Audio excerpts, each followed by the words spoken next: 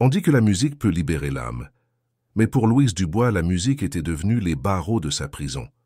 Prodige du violon, elle pouvait créer une beauté parfaite avec 4 cordes, mais ne parvenait pas à faire taire le bruit assourdissant de ses dettes.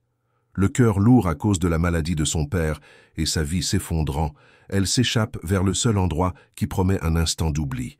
Un bar d'élite, un monde d'ombres et de murmures qui n'est pas le sien. C'est un acte de désespoir, une seule nuit pour fuir le poids d'être elle-même.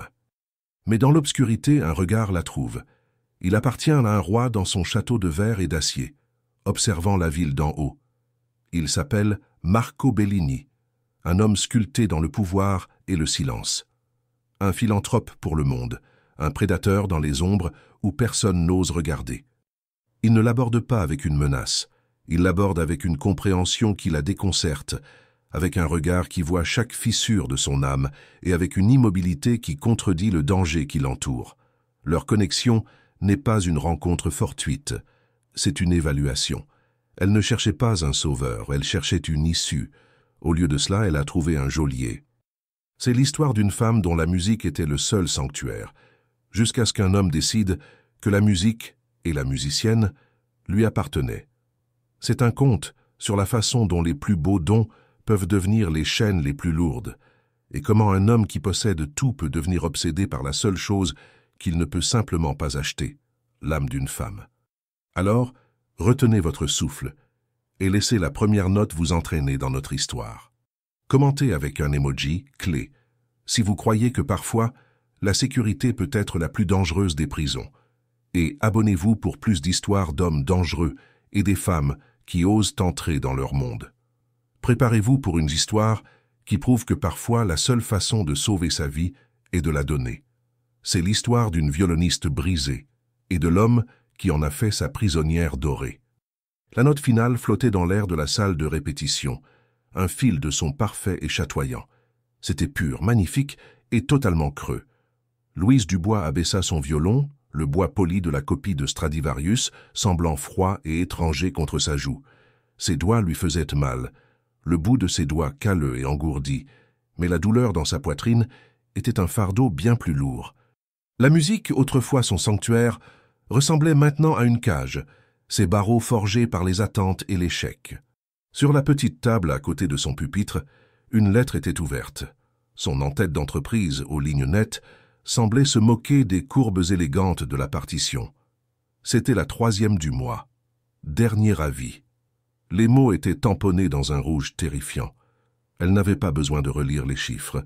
Ils étaient gravés dans sa mémoire, une somme si astronomique qu'elle semblait fictive.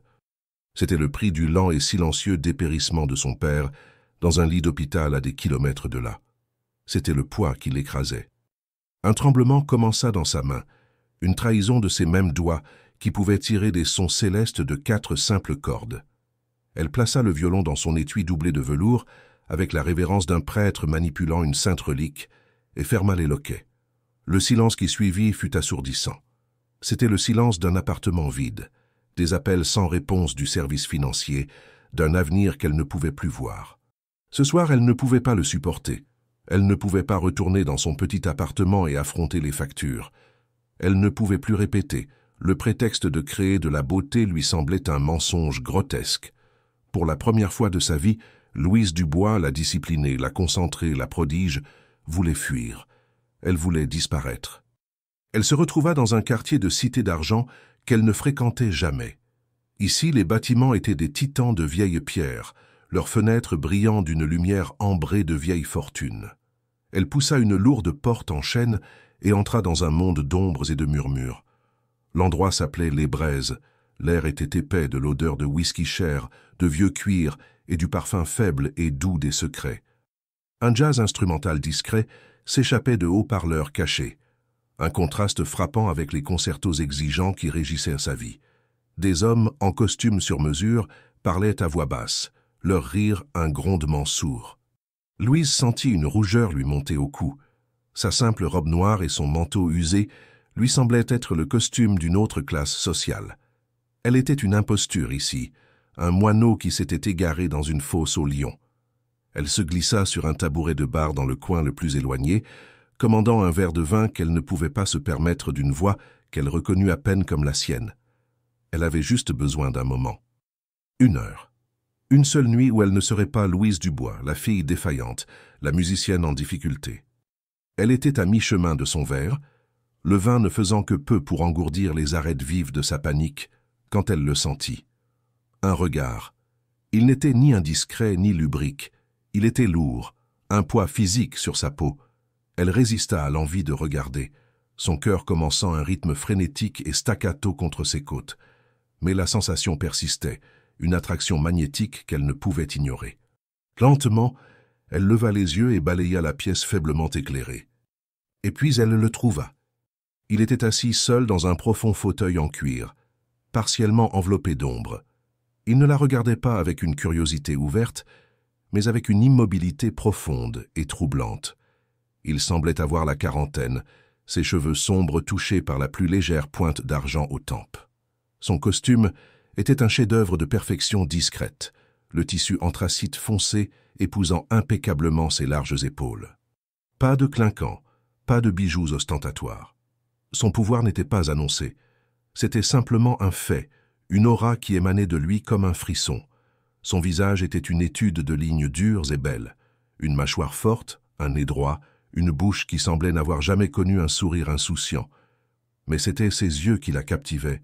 Ils étaient sombres, intelligents, et portaient une lassitude qui semblait ancienne.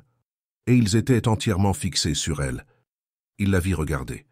Il ne sourit pas, ni ne détourna les yeux. Il soutint simplement son regard, une reconnaissance silencieuse qu'une connexion avait été établie. Le monde sembla rétrécir, le bruit ambiant du bar s'estompant en un bourdonnement lointain. Louise sentit son souffle se couper. C'était une erreur, elle devrait partir. Il était dangereux. La pensée n'était pas née de la logique, mais d'un pur instinct animal. Mais elle ne bougea pas, elle ne le pouvait pas. Après un moment qui s'étira en une éternité, il se leva. Il se déplaçait avec une grâce fluide et délibérée qui était presque prédatrice. Il ne s'approcha pas du bar, mais se dirigea directement vers le tabouret vide à côté d'elle et s'assit. L'espace entre eux crépitait d'une énergie qu'elle pouvait sentir dans ses dents. « Une journée difficile, dit-il. Ce n'était pas une question. Sa voix était un baryton grave, aussi doux qu'un bourbon vieilli, avec une nuance de quelque chose de rude et d'inflexible. Louise déglutit, sa gorge soudainement sèche. « Est-ce si évident ?»« Pas pour eux, fit-il d'un geste vague vers le reste de la pièce. Mais je reconnais le regard de quelqu'un qui porte le monde sur ses épaules. Ils pensent que ça les rend plus forts. Ça ne fait que les fatiguer. » Sa perception était si juste qu'elle ressemblait à une invasion. Il voyait au-delà de la façade qu'elle présentait à ses professeurs, à son père les bonjours. Il voyait les fissures. « Il me voit. » La pensée était à la fois terrifiante et exaltante. « Et vous, que portez-vous » demanda-t-elle, sa hardiesse la surprenant elle-même. Une ombre passa sur ses traits, si rapide qu'elle la manqua presque. « Un monde qui m'est propre » répondit-il, sa voix baissant légèrement. Il fit signe au barman d'un mouvement de doigt. La même chose que ce qu'elle prend, et un Macallan 25, sec. Ils n'échangèrent pas de nom. Ils ne parlèrent pas de leur métier ou de leur famille. Ils parlèrent de la musique qui jouait dans le bar, du froid mordant de l'hiver à venir, de la sensation de se tenir au bord d'un grand abîme. Ces questions étaient rares mais perspicaces, épluchant ses couches avec une précision chirurgicale. Et Louise, qui gardait son cœur et son âme si jalousement, se retrouva à répondre avec une honnêteté brute qu'elle n'avait pas utilisée depuis des années. Elle parla de la pression, de la peur que sa passion se transforme en corvée, du poids suffocant des attentes. Elle ne mentionna ni les factures ni son père. Elle n'en avait pas besoin. Il semblait comprendre la forme de sa douleur sans avoir besoin des détails. Il écoutait, ses yeux sombres ne quittant jamais son visage. Il n'offrait ni solution ni pitié. Il offrait quelque chose de bien plus puissant, son attention complète et totale. En sa présence, elle sentit le poids écrasant sur sa poitrine s'alléger, juste pour un moment. Alors que le bar commençait à se vider, un lourd silence s'installa entre eux. La question non dite flottait dans l'air, épaisse et puissante. C'était le précipice. Elle pouvait le remercier pour le verre, sortir par la porte et retourner à sa vie de désespoir tranquille. Ou elle pouvait chuter. Il se leva, posant quelques billets de 100 $ sur le bar sans les regarder. Il lui tendit la main, paume ouverte. Ce n'était pas un ordre, mais une invitation. Son esprit hurla 1000 avertissements. C'est de la folie. Tu ne le connais pas. Ce n'est pas toi. Mais son corps bougeait de son propre chef. Elle était si fatiguée d'être la responsable, la forte. Pour une fois, elle ne voulait pas être forte. Elle voulait juste s'abandonner. Pas à lui, mais à l'instant. Lâcher les rênes qu'elle tenait si fermement. Elle posa sa main tremblante dans la sienne. Sa prise était ferme, sa peau chaude. Le simple contact fut un tremblement de terre, envoyant une secousse de chaleur à travers elle. Il la conduisit dehors dans la nuit froide de Cité d'Argent. Une berline noire d'un luxe obscène attendait au bord du trottoir, un chauffeur se tenant silencieusement près de la portière. L'intérieur sentait le cuir propre et cher. Le trajet fut silencieux. L'attention une chose vivante entre eux. Il ne la toucha pas, mais elle était intensément consciente de sa présence, de la solidité de sa cuisse à quelques centimètres de la sienne. La voiture se glissa dans un garage souterrain privé et ils prirent un ascenseur privé qui s'ouvrit directement sur un appartement-terrasse. Le mur entier était une paroi de verre, révélant un panorama à couper le souffle de la ligne d'horizon scintillante de Cité d'Argent. Les lumières de la ville s'étendaient sous eux comme un tapis d'étoiles tombées. C'était la vue d'un roi depuis son château. Il prit son manteau, ses doigts effleurant la nuque de son cou. Un frisson parcourut sa colonne vertébrale. Il la tourna pour lui faire face, ses mains se posant sur sa taille. « Qui êtes-vous » murmura-t-elle, la question qu'elle aurait dû poser des heures plus tôt. Son pouce caressa son os de la hanche, un geste à la fois doux et possessif. Ses yeux sombres sondèrent les siens, cherchant quelque chose qu'elle ne pouvait nommer. « Ce soir » murmura-t-il, sa voix un grognement grave qui vibra à travers elle. « Je suis simplement un homme qui a vu quelque chose de beau et a refusé de le laisser se briser. » Et puis il baissa la tête et l'embrassa. Ce ne fut pas un baiser doux, c'était un baiser de certitude, un baiser qui ne demandait pas la permission, car il connaissait déjà la réponse. Il était sombre, profond, et exigeait la vérité qu'elle cachait derrière chaque note parfaite et chaque sourire forcé. Et Louise ne se contenta pas d'y répondre, elle s'y défit. Chaque barrière de discipline, chaque mur de responsabilité qu'elle avait construit autour de son cœur, s'effondra simplement en poussière. Pour la première fois depuis des années, elle sentit une unique et parfaite note de silence dans son esprit. C'était la fin d'une lutte, une erreur magnifique, imprudente, terrifiante, et à cet instant, elle ne désirait rien d'autre. Il la souleva sans effort dans ses bras, sa bouche ne quittant jamais la sienne, et l'emporta loin de la ville des Lumières, dans une obscurité partagée où les mots n'étaient plus nécessaires et où les âmes pouvaient enfin parler. Louise se réveilla à la sensation inconnue du soleil réchauffant ses paupières à travers une vaste étendue de verre. Pendant un instant suspendu et bienheureux, elle ne sentit rien d'autre qu'une paix étrange et profonde, une quiétude qu'elle n'avait pas connue depuis l'enfance. Son corps était lourd, languide, chaque muscle vibrant du souvenir de la nuit. Les draps sous elle étaient incroyablement doux, comme de la soie fraîche contre sa peau, et l'air sentait son parfum, une odeur masculine et propre de santal, et quelque chose d'unique à lui, à la fois apaisant et profondément troublant. Puis le souvenir revint, s'abattant sur elle comme une vague froide. Ses yeux s'ouvrirent brusquement. Elle était seule. La place à côté d'elle dans le lit immense était vide, les draps froids et intacts, comme s'ils n'avaient été qu'un fantôme. Elle se redressa, serrant la couette contre sa poitrine, son cœur amorçant un tambourinement affolé. La chambre était un témoignage de luxe minimaliste et masculin. Les murs étaient d'un gris anthracite profond, le mobilier en bois sombre et chrome poli. Il n'y avait pas de photographie, pas de désordre, pas de touche personnelle. C'était aussi beau, maîtrisé et sans âme qu'une suite d'hôtels haut de gamme. C'était l'antre d'un homme qui ne livrait rien de lui-même. Une vague de honte la submergea. Qu'ai-je fait? Elle, Louise Dubois, qui ne prenait jamais de risques, qui planifiait chaque étape de sa vie avec un soin méticuleux, s'était donnée à un parfait inconnu. Elle avait permis à un homme qu'elle ne connaissait pas de la toucher, de la voir dans sa plus grande vulnérabilité, dans un acte de désespoir imprudent. Elle devrait être horrifiée, elle devrait être dégoûtée d'elle-même.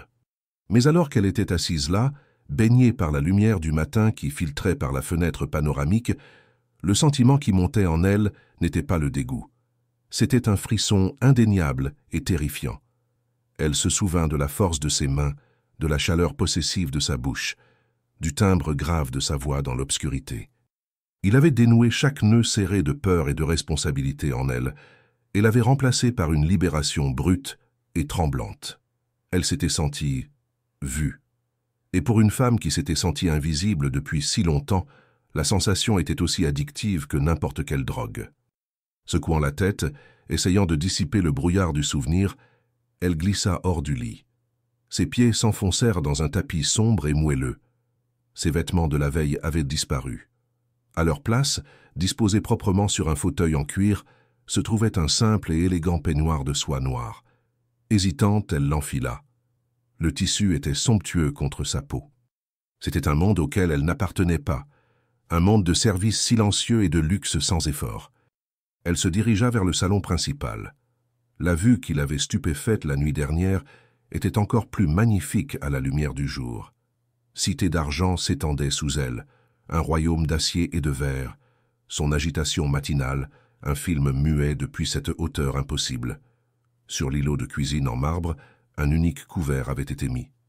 Une carafe en argent de café fumant, une petite assiette de viennoiserie fraîche, une seule tasse en porcelaine parfaite. Il n'y avait aucun mot. Le geste était à la fois attentionné et glacialement impersonnel. Ce n'était pas une invitation à rester, c'était une provision, une manière élégante de la congédier. Elle trouva ses vêtements dans le placard près de l'entrée. Ils avaient été nettoyés et repassés, suspendus à un cintre en bois. Son manteau usé semblait pathétique à côté de la rangée de costumes sombres identiques et superbement taillés qui garnissèrent la tringle. Elle s'habilla rapidement, le tissu familier de sa robe un rappel brutal de qui elle était vraiment. La femme qui avait été dans son lit la nuit dernière lui semblait être une personne différente, une étrangère qu'elle avait habitée pendant quelques heures. En enfilant son manteau, elle se prépara. Elle sortirait de cet endroit, retournerait à sa vie et prétendrait que cette nuit n'avait jamais eu lieu. C'était un rêve magnifique et dangereux, et maintenant c'était fini. Comme prévu, l'ascenseur privé la descendit au garage silencieux. La même berline noire attendait, le même chauffeur tenant la portière ouverte, son expression impassible. Il ne lui adressa pas un mot pendant le trajet, son silence un mur de discrétion professionnelle. Il la conduisit non pas au conservatoire, non pas au bar, mais directement devant son propre immeuble délabré. Il savait où elle habitait. Un frisson parcourut sa colonne vertébrale. Bien sûr qu'il le savait. Un homme comme lui ne laissait rien au hasard. Leur rencontre, la nuit entière, tout cela avait-il été orchestré? La pensée lui donna la nausée. « Merci », parvint-elle à dire en sortant, mais le chauffeur fit juste un léger signe de tête, les yeux fixés droit devant, et la voiture s'éloigna, disparaissant dans la circulation comme si elle n'avait jamais été là. La dure réalité de sa vie la frappa au moment où elle entra dans son appartement. L'air était vicié, la lumière grise, et le silence n'était plus paisible mais suffocant. Et là, sur la petite table où elle l'avait laissée, se trouvait la lettre de l'hôpital. Dernier avis. Le rêve était terminé. Le cauchemar était exactement là où elle l'avait laissé. Elle s'effondra sur son canapé usé, les ressorts gémissant en signe de protestation. Son corps était endolori d'une profonde fatigue. Elle avait fui ses problèmes pendant une nuit, et maintenant ils étaient revenus avec une vengeance, se moquant de son évasion momentanée. Ses yeux tombèrent de nouveau sur la lettre, la source de toute sa misère.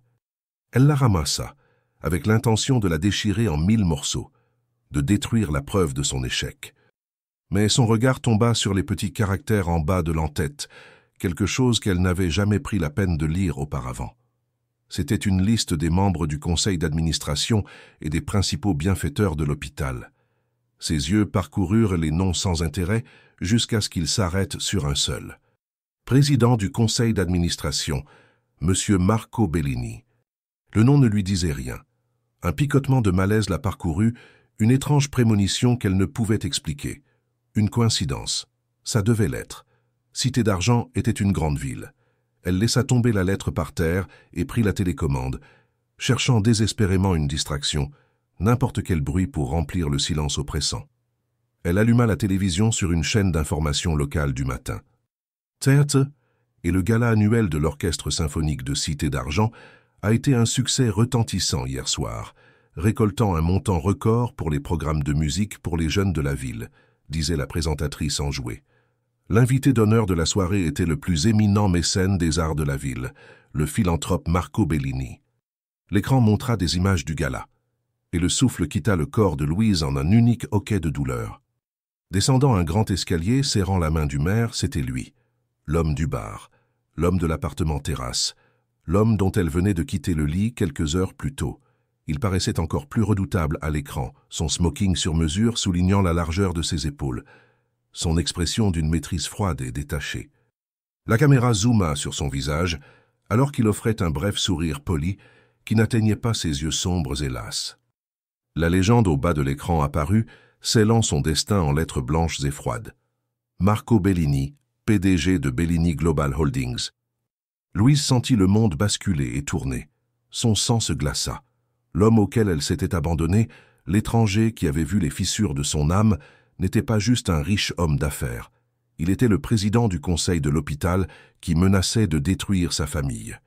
Il tenait la vie de son père et tout son avenir, dans le creux de sa main. Et une prise de conscience horrible et écœurante se fit jour, lui volant l'air même de ses poumons. Leur rencontre n'avait pas été une coïncidence, ce n'avait pas été un rêve. Ça avait été une évaluation. Il l'avait étudiée. Et elle venait de réussir son test. Le monde ne bascula pas seulement, il se brisa. Louise s'effondra sur le parquet froid de son appartement, ses jambes refusant de la soutenir. La voix enjouée de la présentatrice à la télévision devint un bourdonnement déformé et dénué de sens. Le seul son qu'elle pouvait vraiment entendre était le tambourinement frénétique et paniqué de son propre sang dans ses oreilles. Marco Bellini. Le nom résonnait dans les espaces vides de son esprit. Ce n'était pas juste un nom, c'était une institution, une force de la nature qui tenait Cité d'Argent dans sa main gantée de velours. Philanthrope, mécène des arts, président du conseil d'administration, PDG. Les titres publics étaient une façade magnifique et rutilante, et elle, dans son désespoir insensé, avait volontairement passé derrière et vu l'obscurité qu'elle était conçue pour cacher. Ça avait été une évaluation. La pensée revint plus vive cette fois, comme un éclat de glace dans son estomac. Il n'avait pas vu une femme dans un bar, il avait vu une vulnérabilité, une opportunité. Avait-il eu connaissance de son père? Des factures? L'avait-il observé pendant des semaines, attendant le moment précis où elle serait assez désespérée, assez brisée, pour tomber dans son piège parfaitement tendu? Une vague de nausée la submergea. Elle se sentit exposée, violée d'une manière qui n'avait rien à voir avec l'intimité physique de la nuit précédente. Il avait pris plus que son corps. Il avait pris son libre arbitre, sa volonté, et l'avait transformée en une arme contre elle. Le souvenir de la nuit, autrefois un secret palpitant et dangereux, était maintenant souillé, tordu en quelque chose de sordide et de laid. La tendresse qu'elle avait cru sentir dans son toucher n'était que la manipulation soigneuse d'une possession nouvellement acquise. Elle se releva poussée par une envie primale de faire quelque chose, d'effacer la nuit. Elle se rendit au conservatoire, l'étui à violon dans sa main lui semblant lourd comme du plomb. Elle avait besoin du rituel familier de la pratique, de la structure réconfortante des gammes et des arpèges, pour récupérer une partie d'elle-même. Elle trouva une salle de répétition vide, la même que la veille, et sortit son instrument. Mais au moment où l'archet toucha les cordes, le son était complètement faux. La note qui émergea était mince, faible, tremblant avec le tremblement de sa propre main. La musique, qui avait autrefois été son refuge, était maintenant inextricablement liée à lui. Il était un mécène des arts. Il siégeait au conseil de l'orchestre symphonique. Il vivait et respirait ce monde, non pas comme un artiste, mais comme un roi arpentant son domaine. Son sanctuaire avait été envahi. Chaque note qu'elle jouait lui semblait être une performance pour lui, une audition qu'elle n'avait pas su qu'elle passait. La frustration et la rage luttaient contre une peur paralysante. Elle joua pendant 1 heure, ses mouvements devenant frénétiques, punissant les cordes, essayant de forcer la musique à lui obéir, à sonner de nouveau comme la sienne. Mais c'était inutile. Le fantôme de sa présence était dans la pièce avec elle, ses yeux sombres et savants l'observant depuis les ombres. Elle abandonna finalement, le crissement d'une fausse note faisant écho à son propre cri intérieur. Elle retourna à son appartement cet après-midi-là, se sentant vaincue, une version évidée d'elle-même, et elle les trouva qui attendaient.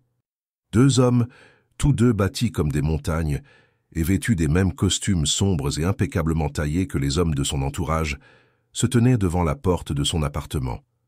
Ils ne bloquaient pas son chemin, mais leur présence était un mur silencieux et inamovible. Ils ne la regardaient pas, leur regard fixé sur un point lointain dans le couloir. Ils étaient simplement là, des gardiens ou des geôliers. Son cœur bondit dans sa gorge. Elle chercha ses clés en tâtonnant, ses doigts devenant soudainement maladroits et inutiles. L'un des hommes s'avança, non pas pour la menacer, mais pour lui tendre une longue et fine boîte enveloppée dans un papier noir simple et élégant.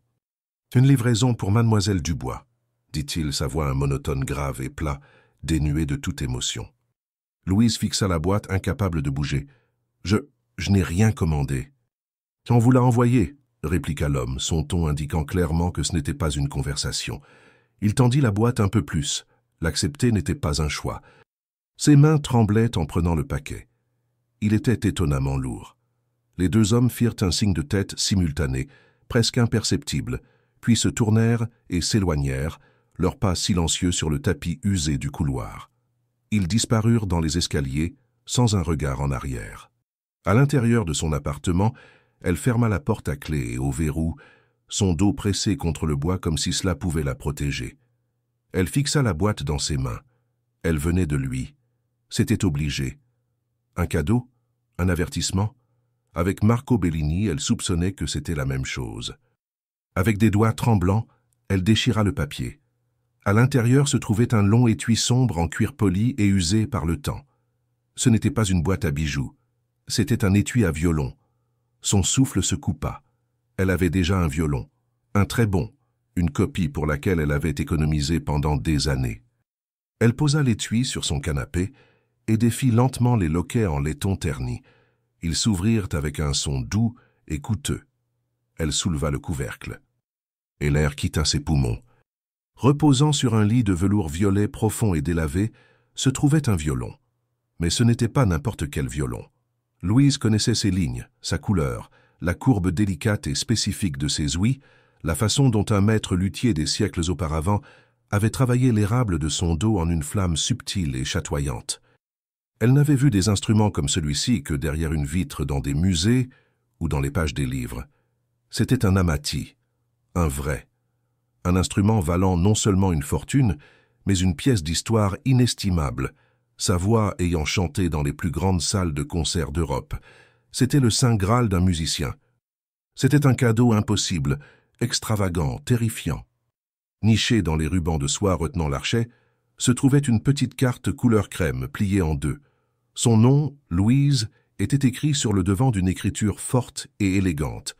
Son cœur martelait contre ses côtes alors qu'elle l'ouvrait. La note à l'intérieur était courte, l'encre d'un noir austère sur la crème. La beauté mérite une voix digne d'elle. Ne décevez pas son nouveau propriétaire. Son nouveau propriétaire. Les mots étaient d'une cruauté délibérée et calculée. Parlait-il du violon? Ou parlait-il d'elle? Elle sentit un nœud froid d'angoisse se serrer dans son estomac. Ce n'était pas un cadeau, c'était une revendication, une marque. C'était le premier barreau doré de sa cage et il était magnifique. À ce moment, son téléphone vibra sur la table. Elle sursauta, surprise par le bruit soudain.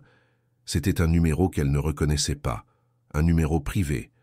Avec un sentiment de certitude fataliste, elle sut qui c'était.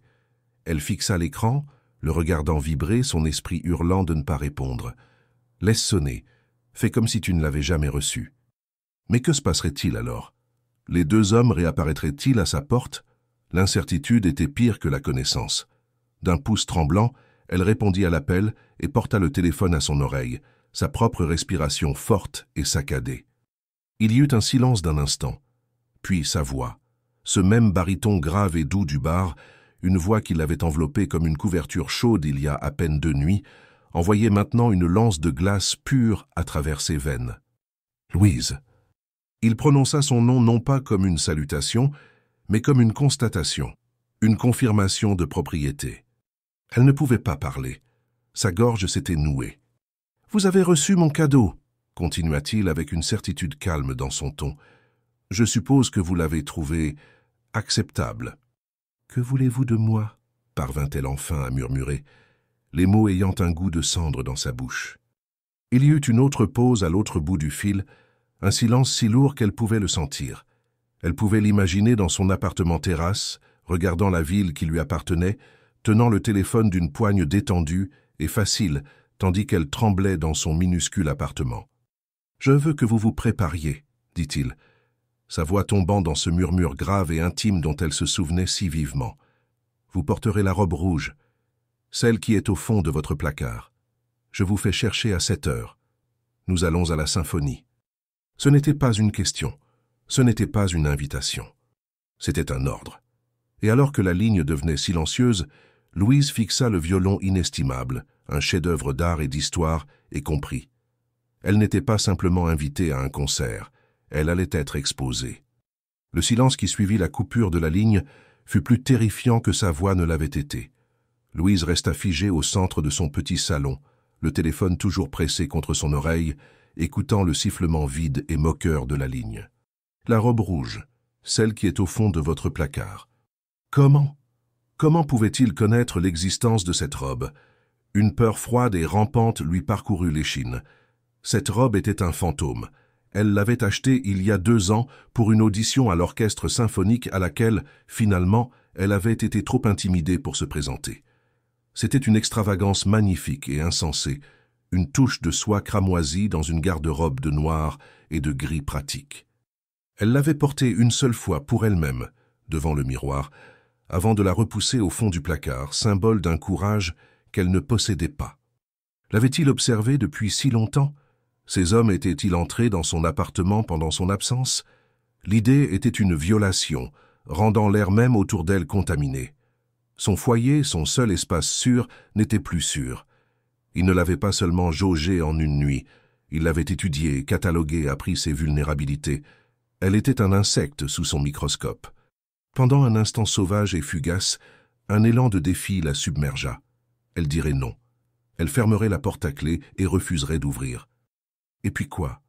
La pensée mourut aussi vite qu'elle était née. Un homme qui pouvait envoyer des géants en costume à sa porte, qui pouvait offrir une pièce de musée comme un simple avertissement. Que ferait un tel homme si on le défiait? La lettre dernier avis sur son sol était la réponse. Il ne la blesserait pas directement. Il n'en avait pas besoin. Il resserrerait simplement le nœud qui était déjà autour du cou de son père. Il détruirait sa vie d'un simple coup de fil silencieux et elle serait totalement impuissante à l'arrêter. Il n'y avait pas de choix, il n'y en avait jamais eu. Elle se déplaça comme un automate, ses membres semblant déconnectés de son esprit. Elle se dirigea vers le placard et écarta les vêtements sombres et raisonnables jusqu'à ce que ses doigts effleurent la soie fraîche. Elle sortit la robe. Elle était stupéfiante, d'un rouge sang profond qui semblait boire la lumière grise de son appartement. C'était une robe conçue pour être vue, une robe pour une femme confiante, intrépide. Une robe pour une femme qui n'était pas elle. Se préparer ressembla à un rituel de reddition. Chaque étape, le bain, le maquillage qu'elle appliqua d'une main tremblante, l'acte de faire glisser la soie sur sa peau, était une concession, un aveu de son pouvoir sur elle. La robe lui allait parfaitement, épousant ses courbes, la couleur une rébellion vibrante contre la pâleur de son visage. Elle se regarda dans le miroir et vit une étrangère. Une poupée magnifique et terrifiée, habillée pour le plaisir de son propriétaire. À cette heure précise, son interphone sonna. Un seul coup, sec. Elle n'eut pas besoin de demander qui c'était. Elle prit une profonde inspiration saccadée, attrapa la petite pochette simple qui était le seul sac qu'elle possédait assez élégant pour la robe, et sortit de son appartement, laissant le violon amati dans son étui sur le canapé, comme une menace silencieuse et magnifique. La même berline noire attendait. Le même chauffeur tenait la porte. Cette fois, cependant, la banquette arrière n'était pas vide. Marco Bellini l'attendait. L'intérieur de la voiture, qui avait semblé spacieux auparavant, semblait maintenant rétrécir, chargé de sa présence. Il portait un smoking taillé à la perfection, le noir et blanc austère, le rendant encore plus redoutable qu'à la télévision. Il ne dit pas bonjour. Il se contenta de la regarder alors qu'elle se glissait sur le siège en cuir, ses yeux sombres la parcourant, de la rougeur de ses joues à la façon dont la soie rouge tombait sur ses jambes. C'était un regard d'évaluation pure et sans concession. Le regard d'un homme admirant sa nouvelle et plus précieuse acquisition. « Le rouge !» dit-il, sa voix un grondement grave qu'elle sentit plus qu'elle n'entendit dans l'espace confiné. « J'avais raison. Cela vous va bien. » La voiture s'éloigna du trottoir avec une douceur impossible. Louise fixait droit devant elle, ses mains si serrées sur ses genoux que ses jointures étaient blanches. « Comment saviez-vous pour la robe ?» demanda-t-elle, sa voix tendue et fragile. Il tourna légèrement la tête, les lumières de la ville clignotant sur les plans nets de son visage. « C'est mon métier de savoir des choses, Louise, surtout sur les choses qui sont importantes pour moi. » Importantes pour moi. Voilà, la vérité, crue et simple. Elle n'était pas une chose, elle était importante. La distinction était subtile, mais elle la terrifiait encore plus. Le reste du trajet fut silencieux, une tension épaisse et suffocante remplissant l'air. Elle était intensément consciente de chaque petit détail, le léger parfum de son eau de Cologne, la chaleur solide de son corps, à seulement quelques centimètres, la confiance tranquille dans sa manière d'occuper l'espace, comme si le monde s'organisait autour de lui par défaut. « C'est un monstre !» hurlait son esprit. Mais une partie traîtresse d'elle-même, une partie qu'elle haïssait, ne pouvait nier l'attraction magnétique de son pouvoir. Ils arrivèrent à la salle de l'orchestre symphonique de Cité d'Argent, un grand et ancien bâtiment de marbre et d'or. La voiture ne s'arrêta pas à l'entrée principale avec la foule, mais à une porte latérale discrète où un unique voiturier attendait. Ils furent escortés à l'intérieur par des couloirs privés, évitant entièrement la foule. Ils émergèrent dans le grand foyer, et ce fut comme monter sur scène. Les têtes se tournèrent, les conversations s'interrompirent. Une ondulation subtile parcourut la foule opulente alors que les gens notaient sa présence. Et puis leurs yeux, remplis de curiosité et de spéculation, se posèrent sur elle. Louise sentit une centaine de regards sur elle comme des coups physiques. La robe rouge n'était plus seulement une robe, c'était une cible, un phare qui criait son lien avec l'homme à ses côtés. Marco semblait inconscient de la tension, mais elle savait que non. Il l'orchestrait. Il posa sa main dans le creux de son dos, un geste léger mais indubitablement possessif, et la guida à travers la mer de smokings et de robes de soirée. Son contact était une marque, une déclaration silencieuse à tous ceux qui regardaient. « Monsieur Bellini, un plaisir de vous voir », s'empressa un homme corpulent au visage rubicond, ses yeux passant nerveusement de Marco à Louise. « Conseiller », reconnut Marco avec un léger signe de tête froid. Sa main se resserra imperceptiblement sur son dos. Une merveilleuse soirée pour la symphonie. « J'en ai fait, en effet. Et voici », demanda le conseiller, son regard s'attardant sur Louise avec une curiosité mal dissimulée. Avant même que Louise puisse penser à une réponse, la voix de Marco intervint douce comme l'acier. « Voici Louise, dit-il, son ton ne laissant aucune place à d'autres questions. Il ne donna pas son nom de famille, il n'offrit aucune explication. Il la présenta avec la finalité simple et absolue d'un roi présentant sa favorite. Il l'entraîna plus loin, laissant le conseiller bredouillant. Ils s'arrêtèrent sur un balcon doré surplombant le grand escalier, 2 coupes de champagne semblant apparaître dans ses mains, offertes par un serveur qui passait. Il lui en tendit une. Ses doigts étaient si froids que le verre glacé lui parut chaud. « Pourquoi faites-vous ça ?» murmura-t-elle, sa voix féroce, désespérée. « Me parader comme un trophée ?» Il prit une lente gorgée de son champagne, ses yeux sombres la regardant par-dessus le bord de la coupe. L'intensité de son regard la fit se sentir mise à nu. « Dans mon monde, dit-il doucement, sa voix destinée à ses seules oreilles au milieu du brouhaha de la foule, tout est une question de perception. Le pouvoir ne réside pas seulement dans ce que vous pouvez faire, mais dans ce que les autres croient que vous pouvez faire. Ils vous voient avec moi et ils comprennent. »« Comprennent quoi ?» le défia-t-elle, sa voix tremblant d'une colère qu'elle ne pouvait contenir. Il posa sa coupe sur la balustrade du balcon et se tourna complètement vers elle, la coinçant contre le marbre froid.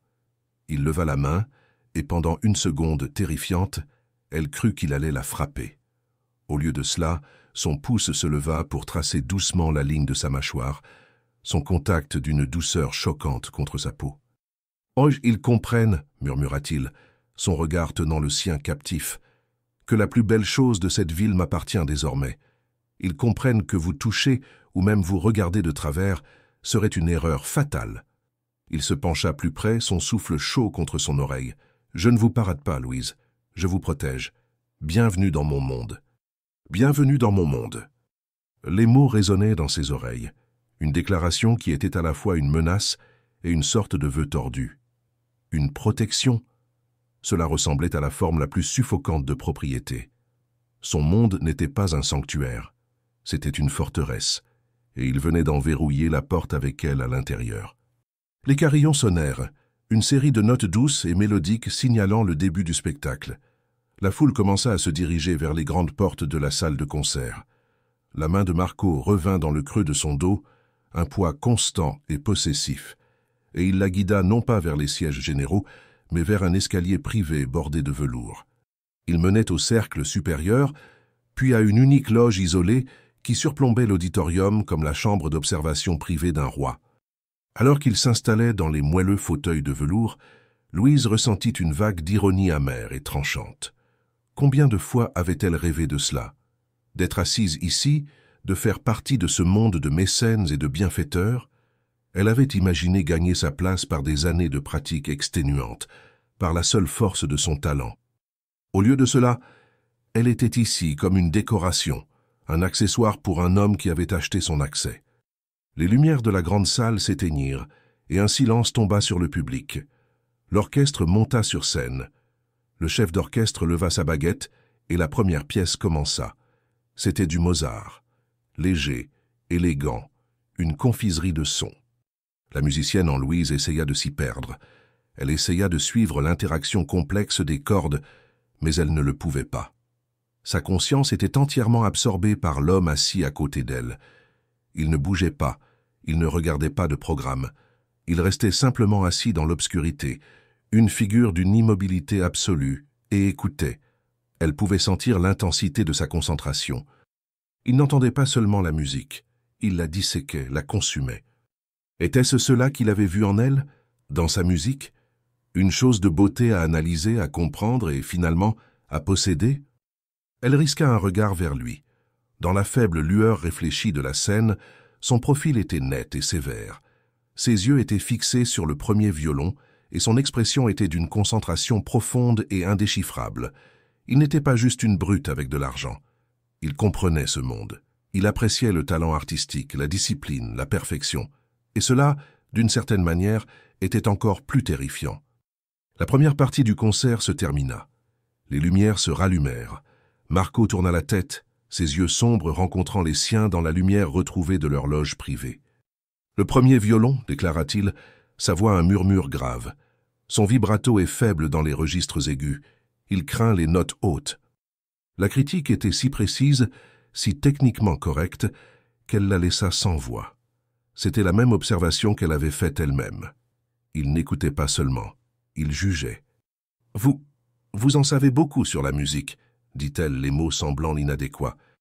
Une lueur de quelque chose, était-ce de la tristesse, du regret, traversa ses yeux si fugaces qu'elle crut l'avoir imaginé. « Ma mère était violoncelliste, » dit-il. L'aveu était inattendu, une minuscule fissure dans sa façade de marbre. Elle croyait que la musique était la seule chose civilisée dans un monde de sauvages. Il fit une pause, son regard se perdant au loin. Elle avait, bien sûr, tort. Il n'y a rien de civilisé là-dedans. C'est de la passion et de la rage, et un cœur brisé auquel on donne une voix, c'est la chose la plus sauvage de toutes. Ses yeux revinrent sur les siens, et l'intensité qui s'y trouvait lui coupa le souffle. C'est ce que j'ai entendu en vous, ce jour-là où vous répétiez. Je l'ai entendu depuis le couloir.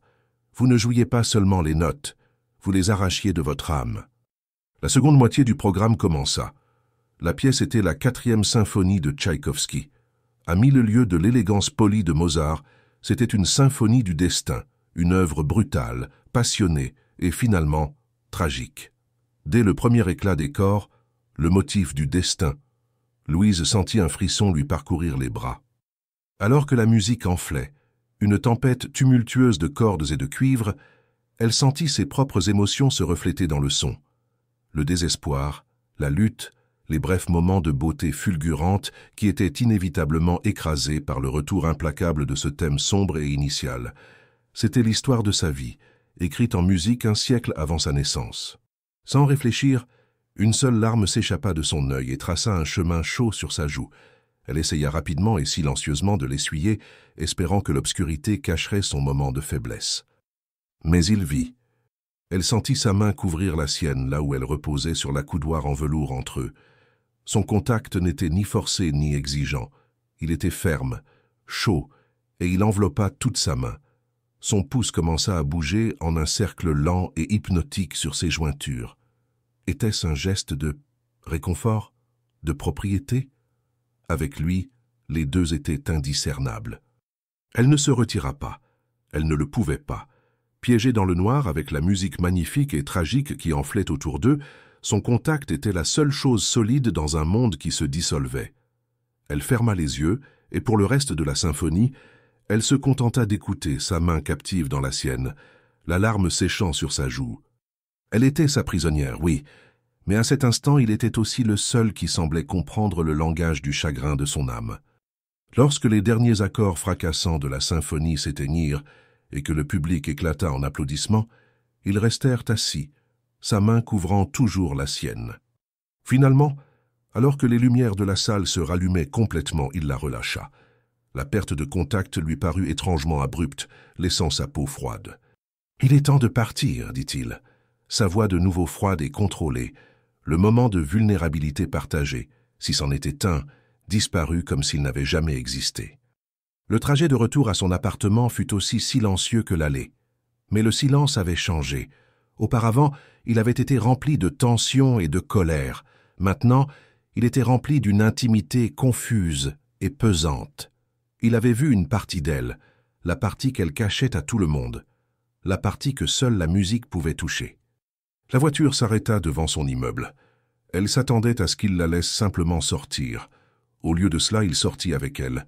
Il la raccompagna jusqu'à la porte d'entrée de l'immeuble, le lampadaire projetant leurs longues ombres sur le trottoir. Il prit la clé de sa main tremblante, ses doigts effleurant les siens, et déverrouilla la porte pour elle. « Demain matin, dit-il à voix basse, une voiture sera là à 9 heures. Elle vous conduira à l'hôpital de votre père. Vous constaterez que son compte a été réglé, en totalité. Il a également été transféré dans la meilleure suite privée, avec les meilleurs spécialistes assignés à son cas. » La tête de Louise se releva brusquement, ses yeux écarquillés d'incrédulité. « Quoi? Pourquoi ?» Il se rapprocha, la plaquant contre la porte, son grand corps occultant le reste du monde. Il se pencha, son visage à quelques centimètres du sien. « Parce que, murmura-t-il, sa voix une caresse sombre et soyeuse, je ne permets pas que les choses que je possède soient souillées par l'inquiétude. On s'occupe de votre père. Vos dettes ont disparu. Vous avez le plus bel instrument jamais fabriqué. Tout ce à quoi vous devez penser maintenant, Louise. » Son regard tomba sur ses lèvres. « C'est à moi. » Il ne l'embrassa pas. Il la maintint simplement là, captive de ses mots et de sa proximité. Puis il recula, se tourna et retourna à la voiture sans un autre mot, la laissant essoufflée et tremblante dans l'embrasure de la porte, les barreaux dorés de sa cage se refermant invisiblement, mais de manière décisive tout autour d'elle. La nuit fut une mer peu profonde et agitée. Louise se tourna et se retourna, prise dans un rêve fiévreux de symphonie tragique et de l'odeur suffocante du santal.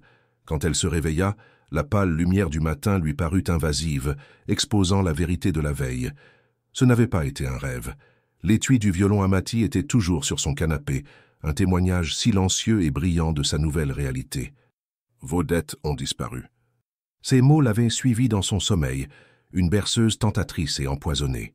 Serait-ce vrai? Un espoir désespéré et perfide palpita en elle. Le poids qu'elle avait porté si longtemps, la pression écrasante des factures médicales de son père, pouvait-il vraiment avoir disparu? Elle s'habilla machinalement, son esprit un tourbillon d'incrédulité et d'angoisse. Elle choisit ses vêtements les plus quelconques, comme pour tenter de se rendre invisible, de redevenir la personne qu'elle était avant lui. C'était un geste futile. À 9 heures précises, la sonnerie de son interphone fut une confirmation brutale. Sa nouvelle vie fonctionnait selon un horaire qu'il avait créé. En bas, c'était une autre voiture. Pas l'imposante berline, mais une discrète voiture de luxe gris foncé. Le chauffeur était nouveau, son visage aussi impassible que le premier. Il lui tint la porte, et elle se glissa à l'intérieur. Le trajet jusqu'à l'hôpital fut un voyage à travers une ville qui ne lui semblait plus être la sienne. Les rues familières paraissaient étrangères, obscurcies par le nouveau prisme sinistre à travers lequel elle voyait le monde. À l'hôpital, le changement fut immédiat et brutal. Auparavant, elle avait navigué dans des salles d'attente publiques bondées. Aujourd'hui, le chauffeur l'escorta jusqu'à une aile privée dont elle ignorait l'existence. Une femme à un bureau en acajou poli lui sourit à son approche. « Soiselle Dubois, nous vous attendions, » dit la femme. « Monsieur Bellini a tout arrangé, votre père se repose confortablement dans la suite Saint-Ambroise. » La suite Saint-Ambroise n'était pas une chambre d'hôpital. C'était une chambre d'hôtel de luxe avec du matériel médical discrètement dissimulé. Son père dormait dans un grand lit confortable, sa respiration régulière pour la première fois depuis des mois. Un nouveau médecin, un homme au visage bienveillant, se présenta comme le docteur Lefebvre, le chef du service de pneumologie. « Le cas de votre père est désormais ma priorité personnelle, mademoiselle Dubois, » expliqua-t-il. « Monsieur Bellini a été très clair sur le fait qu'aucune dépense ne devait être épargnée. » Louise écoutait, la gorge serrée. C'était tout ce pourquoi elle avait jamais prié. Les meilleurs soins, les meilleurs médecins, plus d'inquiétude. C'était un miracle, et elle en connaissait le prix. Elle ressentit une profonde vague de culpabilité, mais en dessous un courant de soulagement si puissant qu'il la fit presque vaciller. Elle s'était donnée à un homme dangereux, et en retour, il lui avait rendu la vie de son père. Elle resta assise au chevet de son père pendant des heures. Il se réveilla un moment, plus lucide et avec moins de douleur. Il s'émerveilla de la chambre, supposant qu'il s'agissait d'une aide de l'hôpital. Louise se contenta de sourire, le secret un poids brûlant dans sa poitrine. Comment pourrait-elle jamais expliquer la vérité? « J'ai trouvé un mécène, père. Un qui demande plus que ma musique. » À midi, la voiture revint. Elle pensa bêtement qu'elle la ramènerait à son appartement. Au lieu de cela, le chauffeur prit une autre route, vers les tours scintillantes du quartier le plus riche de la ville. Il s'engagea dans le même garage souterrain privé. « Monsieur Bellini a pensé que vous seriez plus à l'aise ici, » dit le chauffeur, ses premiers et seuls mots pour elle. « Vos affaires ont déjà été apportées. » La panique, froide et vive, la saisit. Mais elle fut rapidement suivie d'une étrange résignation. Elle n'avait plus d'appartement où retourner. Son père recevait les meilleurs soins. Elle n'avait plus de dettes. Il ne l'enfermait pas avec des chaînes. Il l'enfermait avec le soulagement, avec l'absence de peur. Cette fois, l'ascenseur s'ouvrit sur un autre étage, dans un appartement aussi grandiose que son penthouse, mais subtilement différent. Là où le sien était sombre et masculin, cet espace était plus lumineux. Les murs étaient d'un crème doux, le mobilier élégant et confortable. Un magnifique piano à queue trônait dans un coin, et dominant le salon, une autre fenêtre panoramique. C'était un appartement de reine dans le même château que le roi. Son étui à violon, son ancien, était là. Son pupitre installé près de la fenêtre, ses vêtements suspendus dans un vaste dressing, ses quelques pulls usés semblant perdus parmi des rangées de nouveaux articles qu'elle n'avait jamais vus. Cachemire, soie, marque de créateur, tous à sa taille. Toute sa vie avait été soigneusement transplantée dans cette nouvelle existence dorée. Elle erra à travers les pièces silencieuses et opulentes, un fantôme dans une vie qui était censée être la sienne. Dans l'entrée, une unique carte-clé et un nouveau téléphone étaient posés à côté d'un relevé bancaire encadré. Un compte avait été ouvert à son nom. Le solde comportait tellement de zéros qu'elle pouvait à peine le comprendre. C'est alors que la véritable nature de leur arrangement devint claire.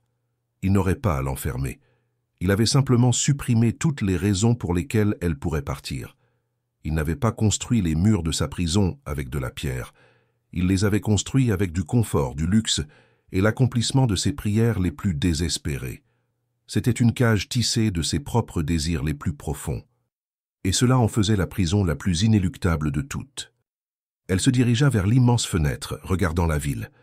Elle était au centre du monde, et pourtant elle ne s'était jamais sentie aussi complètement seule.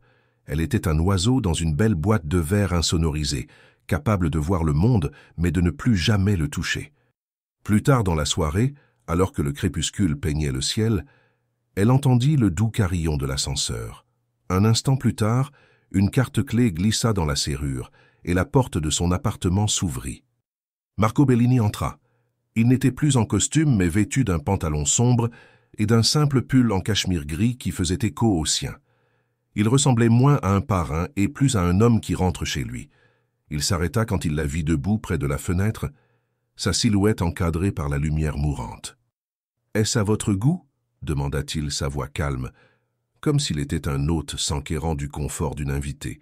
« Ce n'est pas une maison, » répondit-elle, sa voix basse et tremblante d'une colère qui semblait impuissante. « C'est une cage. » Il marcha lentement vers elle. Il s'arrêta à quelques pas, ses yeux sombres sondant son visage.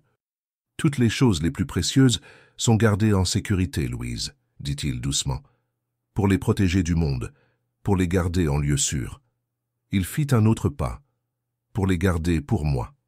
Ces mots flottaient dans l'air, une tapisserie de soie suffocante de possessivité, pour les garder pour moi. Il n'y avait aucune prétention. Il était le collectionneur, et elle était son spécimen le plus rare, le plus précieux. Louise voulait crier, mais un engourdissement froid et lourd commençait à s'installer dans ses os. À quoi bon se battre? Se battre contre quoi? Contre le soulagement? Contre la sécurité? La rage demandait de l'énergie et la sienne s'épuisait, remplacée par un sentiment creux d'inévitabilité. « Que voulez-vous de moi ?»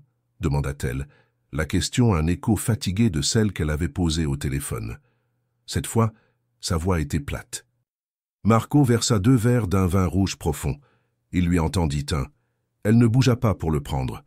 Au bout d'un moment, il le posa sur une table près d'elle. « Je veux que vous viviez, » dit-il, la simplicité de la déclaration contrastant fortement avec la complexité de leur situation. « Je veux que vous vous réveilliez le matin sans le poids du monde sur vos épaules. Je veux que vous marchiez jusqu'à cette fenêtre. » Il fit un geste avec son verre vers son pupitre. « Et que vous jouiez. Pas pour une audition, pas pour un professeur, pas pour la survie de votre père. Je veux que vous jouiez pour vous-même, et je veux que vous jouiez pour moi. » C'était la logique la plus perverse, la plus tordue qu'elle ait jamais entendue. Il l'avait libérée de toutes ses préoccupations matérielles uniquement pour faire de lui sa seule préoccupation. Il était son bienfaiteur et son geôlier, son mécène et son ravisseur. Et ainsi commença sa nouvelle vie. Les jours se fondaient les uns dans les autres. Une femme de ménage qu'elle ne voyait jamais venait et repartait comme un fantôme, laissant derrière elle des fleurs fraîches et des repas gastronomiques. Le chauffeur était disponible à tout moment, mais où irait-elle? Ses amis du conservatoire appartenaient à une vie qui n'était plus la sienne. La seule visite qu'elle faisait était à l'hôpital pour s'asseoir avec son père, qui devenait plus fort chaque jour, un symbole vivant du prix de sa cage dorée. La présence de Marco était une constante, même lorsqu'il n'était pas là. Il apparaissait le soir, entrant dans son appartement avec sa propre carte-clé. Il exigeait rarement quelque chose d'elle. Il était simplement là. Il s'asseyait dans l'un des fauteuils, buvant du vin, et la regardait. Le silence entre eux était un champ de bataille. Louise refusait de parler à moins qu'on ne lui adresse la parole, le traitant avec une politesse froide qui était sa propre forme de défi. Il ne la toucha jamais, pas depuis la nuit à la symphonie. Il gardait une distance prudente comme s'il savait que forcer une intimité physique briserait le charme délicat qu'il tissait autour d'elle. C'était une autre sorte de conquête. C'était un siège. Il attendait qu'elle ouvre les portes. Son seul véritable acte de rébellion était le violon. L'amati. Il restait dans son étui, intact. C'était le symbole de sa captivité, et elle refusait de lui donner la satisfaction de l'entendre le jouer. À la place, elle utilisait son ancien violon. Chaque jour, elle s'entraînait, le dos tourné à la pièce, face à la vaste étendue de la ligne d'horizon de la ville. Elle jouait avec une précision froide et technique, déversant toute sa colère et sa frustration dans les morceaux. Elle savait qu'il écoutait. Parfois, il était physiquement dans la pièce, une ombre silencieuse dans un coin. D'autres fois, elle savait simplement, avec une certitude glaçante, qu'il pouvait l'entendre depuis son propre appartement, que le son de sa musique voyageait à travers les veines du bâtiment, une ligne directe de son âme à la sienne. Un soir, une semaine après le début de sa captivité, elle était au milieu d'un morceau de Paganini, particulièrement féroce, lorsqu'une corde de son violon se cassa avec un craquement sec et violent. La frustration vive et immédiate lui mit les larmes aux yeux. Elle posa l'instrument les mains tremblantes. Depuis le fauteuil derrière elle, la voix de Marco traversa le silence, calme et égal. C'est un bon instrument, mais il ne peut supporter la passion que vous lui imposez. Vous allez le briser. Louise se retourna brusquement pour lui faire face. « Et qu'en savez-vous » rétorqua-t-elle, sa voix dégoulinant de mépris.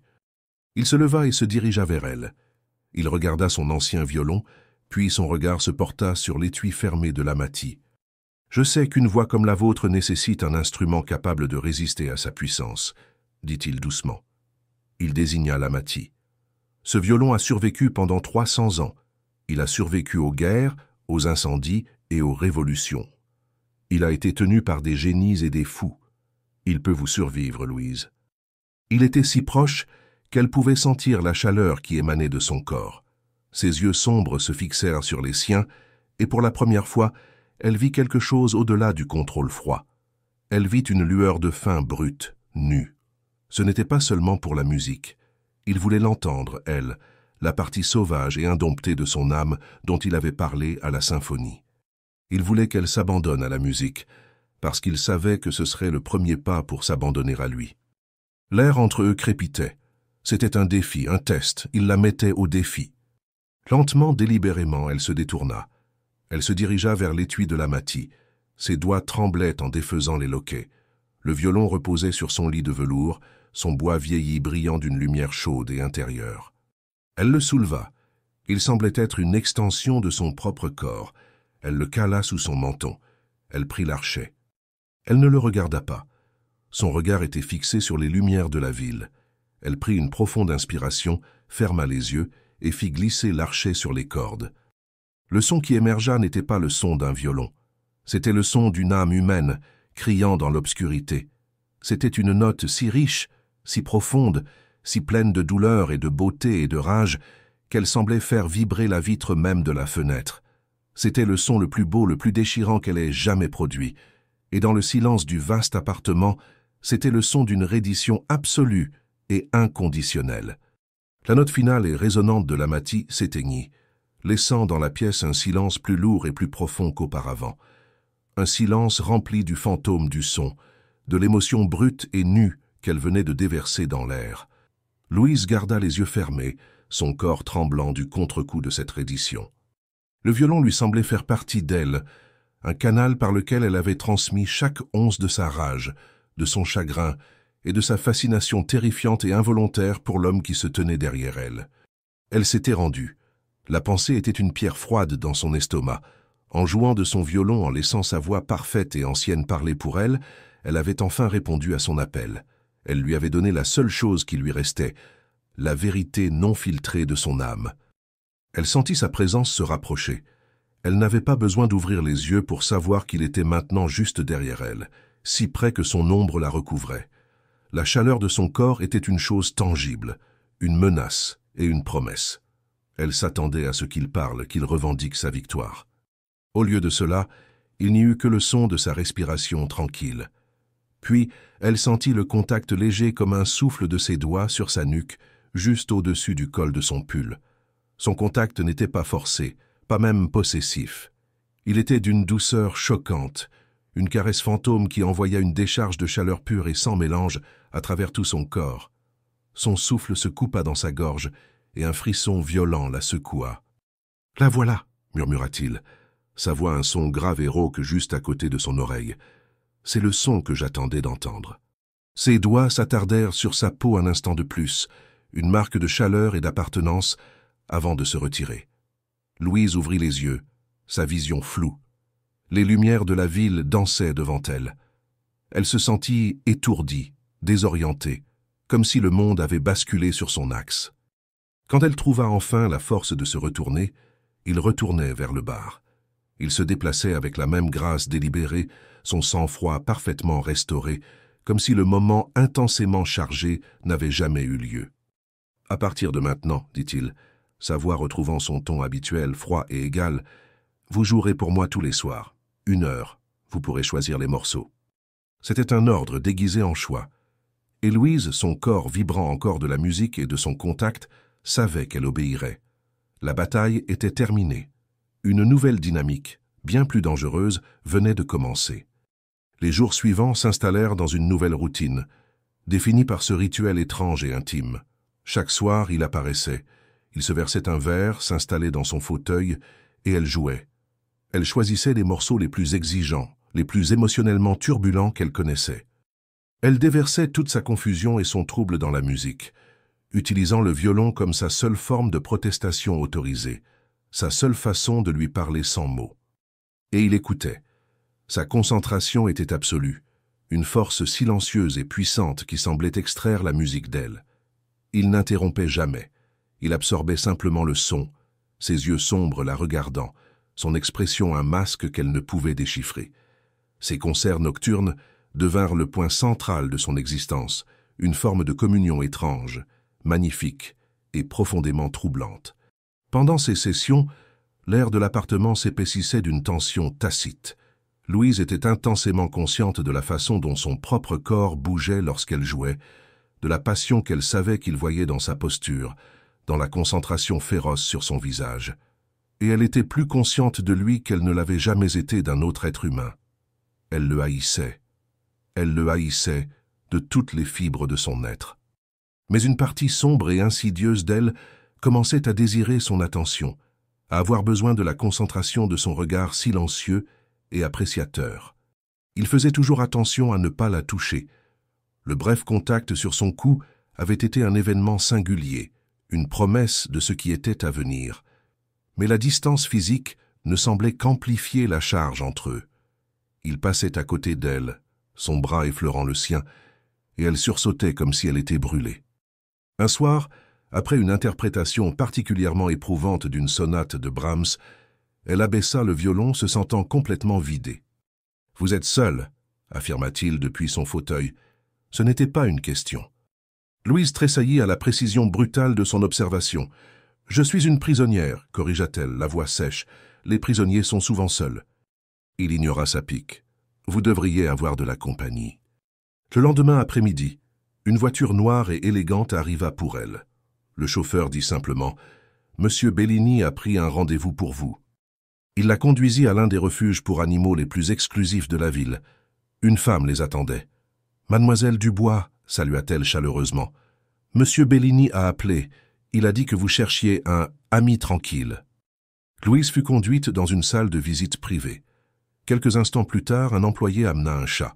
C'était un bleu russe, une créature élancée au pelage argenté et chatoyant et aux yeux verts émeraude saisissants. Le chat était méfiant. Louise s'assit par terre, attendant.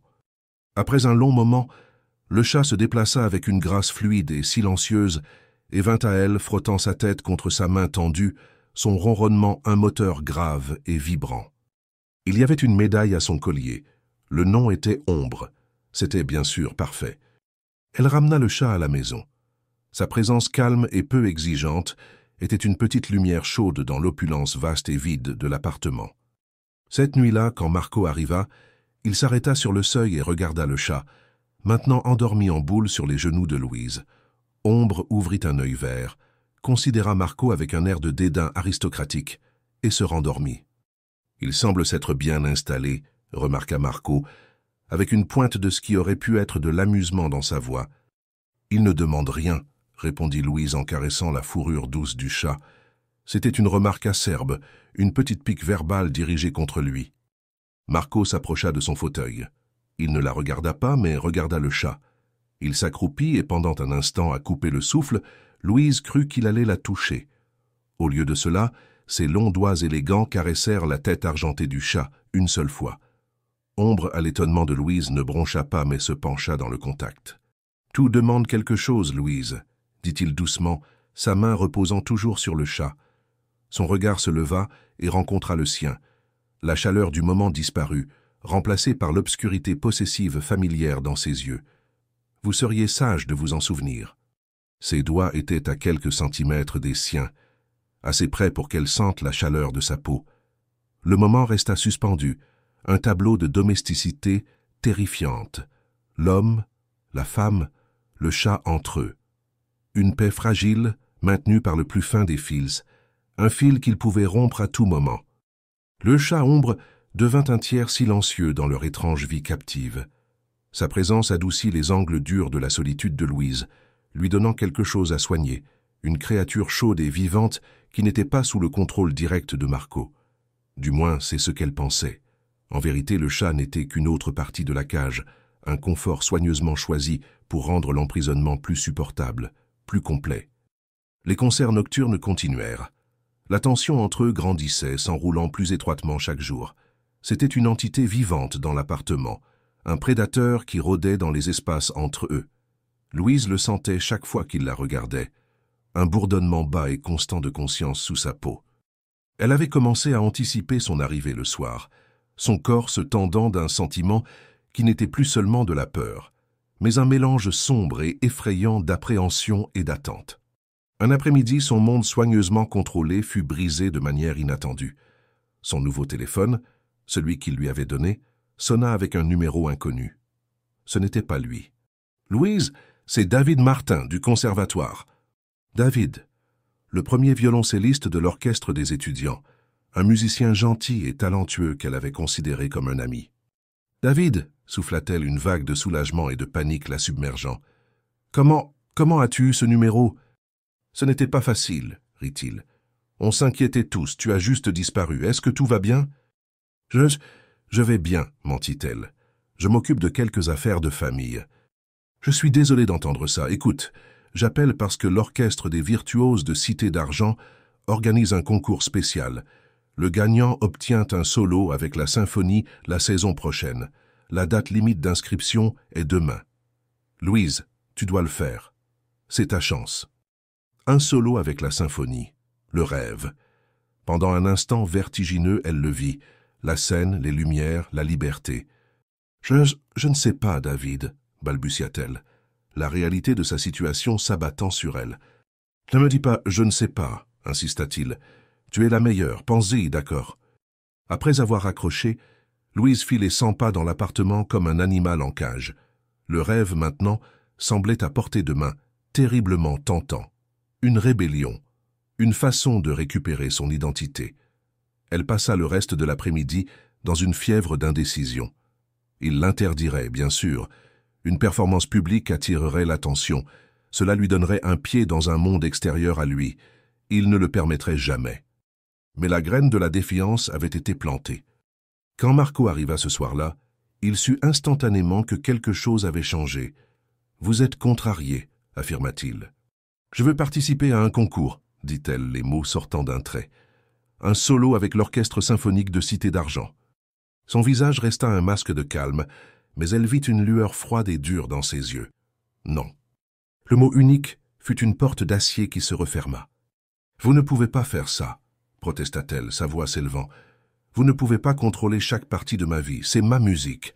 C'est la seule chose que vous ne possédez pas. »« Tout dans cette pièce m'appartient, » dit-il, sa voix dangereusement douce alors qu'il marchait vers elle. « Le toit au-dessus de votre tête, les vêtements sur votre dos, le violon que vous jouez et votre musique, » continua-t-il, sa voix tombant dans un grognement bas et menaçant, « m'appartient depuis le premier instant où je l'ai entendu.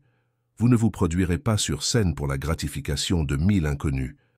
Quand vous jouez pour un public d'une seule personne. »« Je vous déteste, » murmura-t-elle, les mots arrachés d'elle, des larmes de rage pure et impuissante brûlant ses yeux. « Vous êtes un monstre. »« Je le suis, » acquiesça-t-il, sa voix un murmure soyeux. Il tendit la main, non pas pour la frapper, mais pour lui prendre le visage en coupe. Son pouce essuya une larme qui s'était échappée. Le geste était si doux, si tendre, que c'était une profonde violation. Mais même les monstres ont leurs trésors, et ils ne les partagent pas. Quelque chose à l'intérieur de Louise se brisa. Des mois de peur refoulée, de rage silencieuse, de contrôle suffocant, tout cela éclata. Elle le poussa à la poitrine de toutes ses forces. « Restez loin de moi. » Il ne bougea pas. Il était une montagne de granit. Il absorba simplement l'impact, sa main tenant toujours son visage en coupe. Et puis, son autre main jaillit et saisit son poignet, la prise comme du fer. « Ne me repoussez plus jamais, » dit-il, sa voix perdant toute douceur maintenant de l'acier pur et froid. La force dans sa voix, dans sa prise, la terrifia. Mais sa défiance, une fois libérée, ne pouvait être contenue. Elle lutta contre son emprise, son souffle sortant en sanglots saccadés. Lâchez-moi !» Jamais, gronda-t-il. Et puis il l'attira contre lui. Son bras s'enroula autour de sa taille, la plaquant contre son corps dur. Ses luttes étaient inutiles, de simples spasmes contre une force implacable. Il baissa la tête, ses yeux sombres brûlant dans les siens, et elle sut, avec une certitude fataliste, que le moment qui flottait entre eux depuis des semaines était sur le point de s'accomplir. Il ne l'embrassa pas. Ce qu'il fit fut plus dévastateur. Il la maintint simplement là, son visage à quelques centimètres du sien, la forçant à le regarder, à respirer le même air, à sentir le pouvoir inébranlable dans ses bras. Son monde se rétrécit à l'unique souffle d'espace entre leurs lèvres.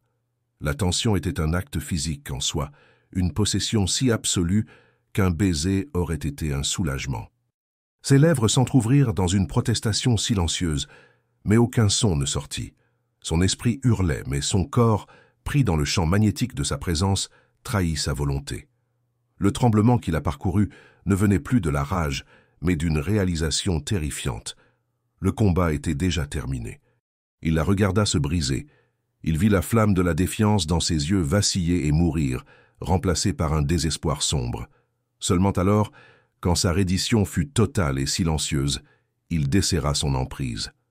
Sa main relâcha son poignet et remonta pour s'emmêler dans ses cheveux, non pas avec violence mais avec une possessivité définitive, inclinant sa tête en arrière.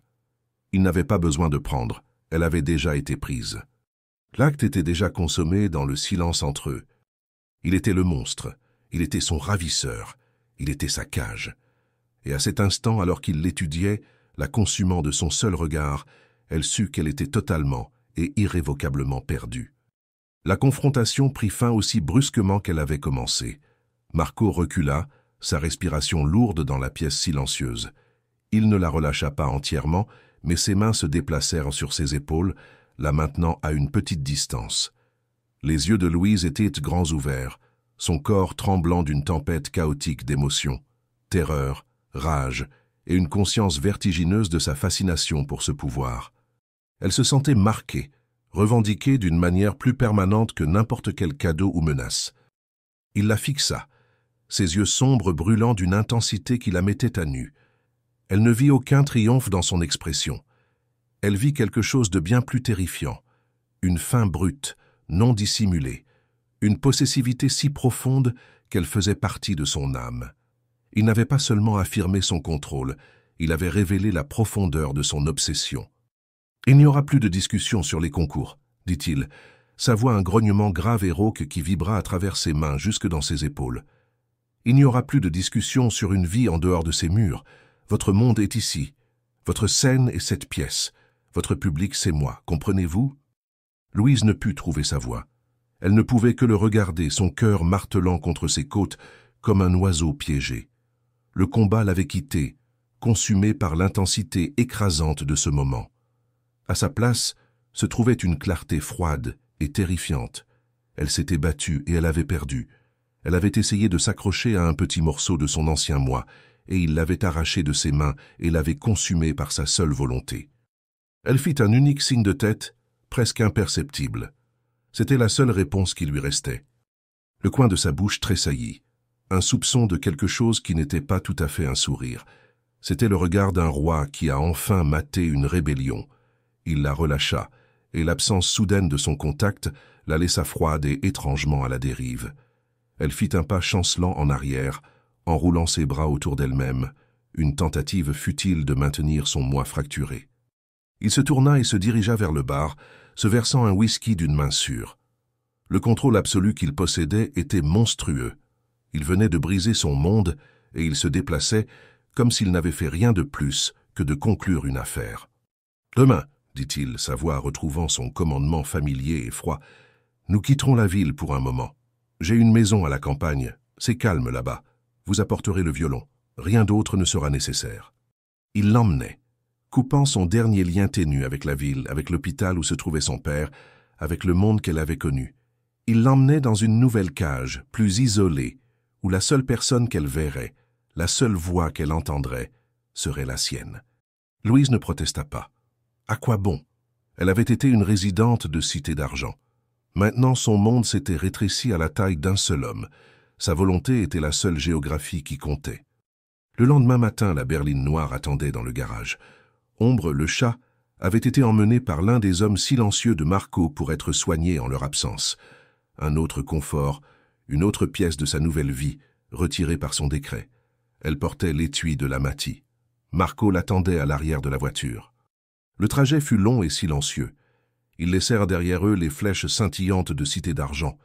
Ils roulèrent pendant des heures, dans un paysage de collines ondulantes et de forêts denses et anciennes.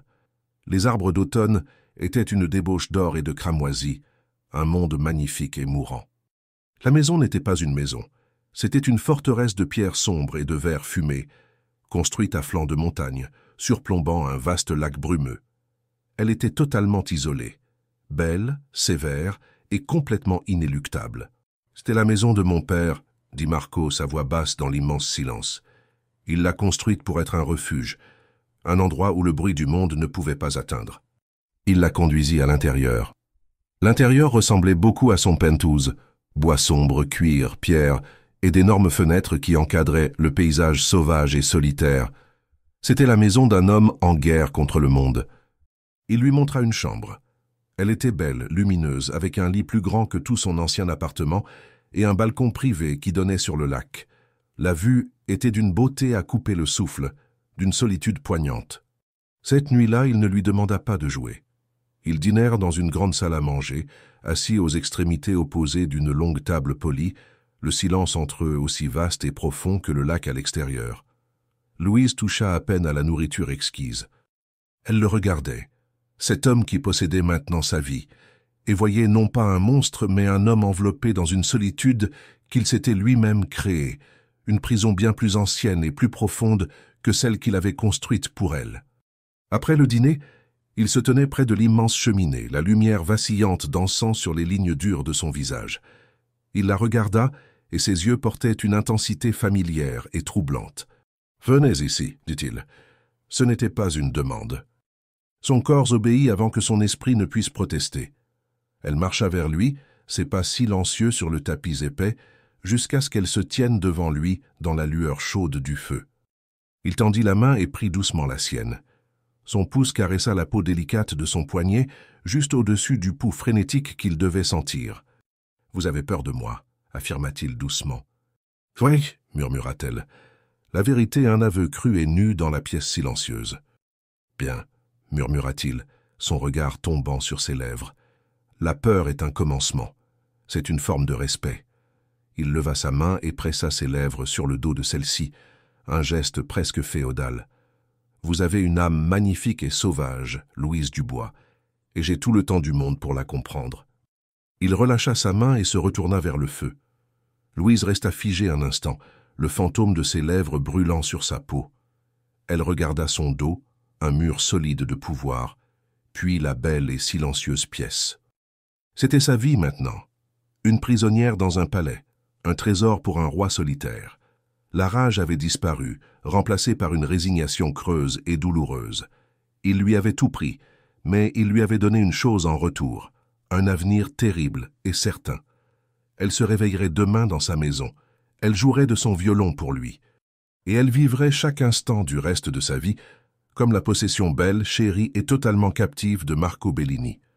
La cage dorée était verrouillée, et la clé avait été jetée dans les eaux silencieuses et profondes du lac. Les semaines se transformèrent en un mois. L'automne céda la place au gris squelettique du début de l'hiver. La maison du lac devint le monde entier de Louise, une prison silencieuse et magnifique. La routine que Marco avait établie devint le rythme de sa vie. Des matinées calmes, des après-midi avec l'Amati et des soirées tendues et chargées en sa présence. Le baiser avait tout changé. La barrière physique entre eux avait été brisée. Maintenant, quand il la regardait jouer, c'était avec une faim non dissimulée. La ligne entre mécène et possesseur, entre ravisseur et autre chose, s'était estompée en un brouillard terrifiant et illisible. Louise sentit sa propre défiance se calcifier en une étrange acceptation passive. C'était sa vie. Le combat était terminé. Une nuit, un vent violent hurlait à l'extérieur. Louise venait de terminer un sombre morceau de Satie. Marco était dans son fauteuil habituel près du feu, les yeux fermés pendant qu'il écoutait. Pendant un instant, À la lueur vacillante du feu, il parut presque paisible. L'illusion fut brisée par le bruit d'un moteur. Les yeux de Marco s'ouvrirent instantanément, la paix remplacée par une alerte dure comme le diamant. Il se leva d'un seul mouvement fluide. Quelques instants plus tard, la lourde porte d'entrée s'ouvrit.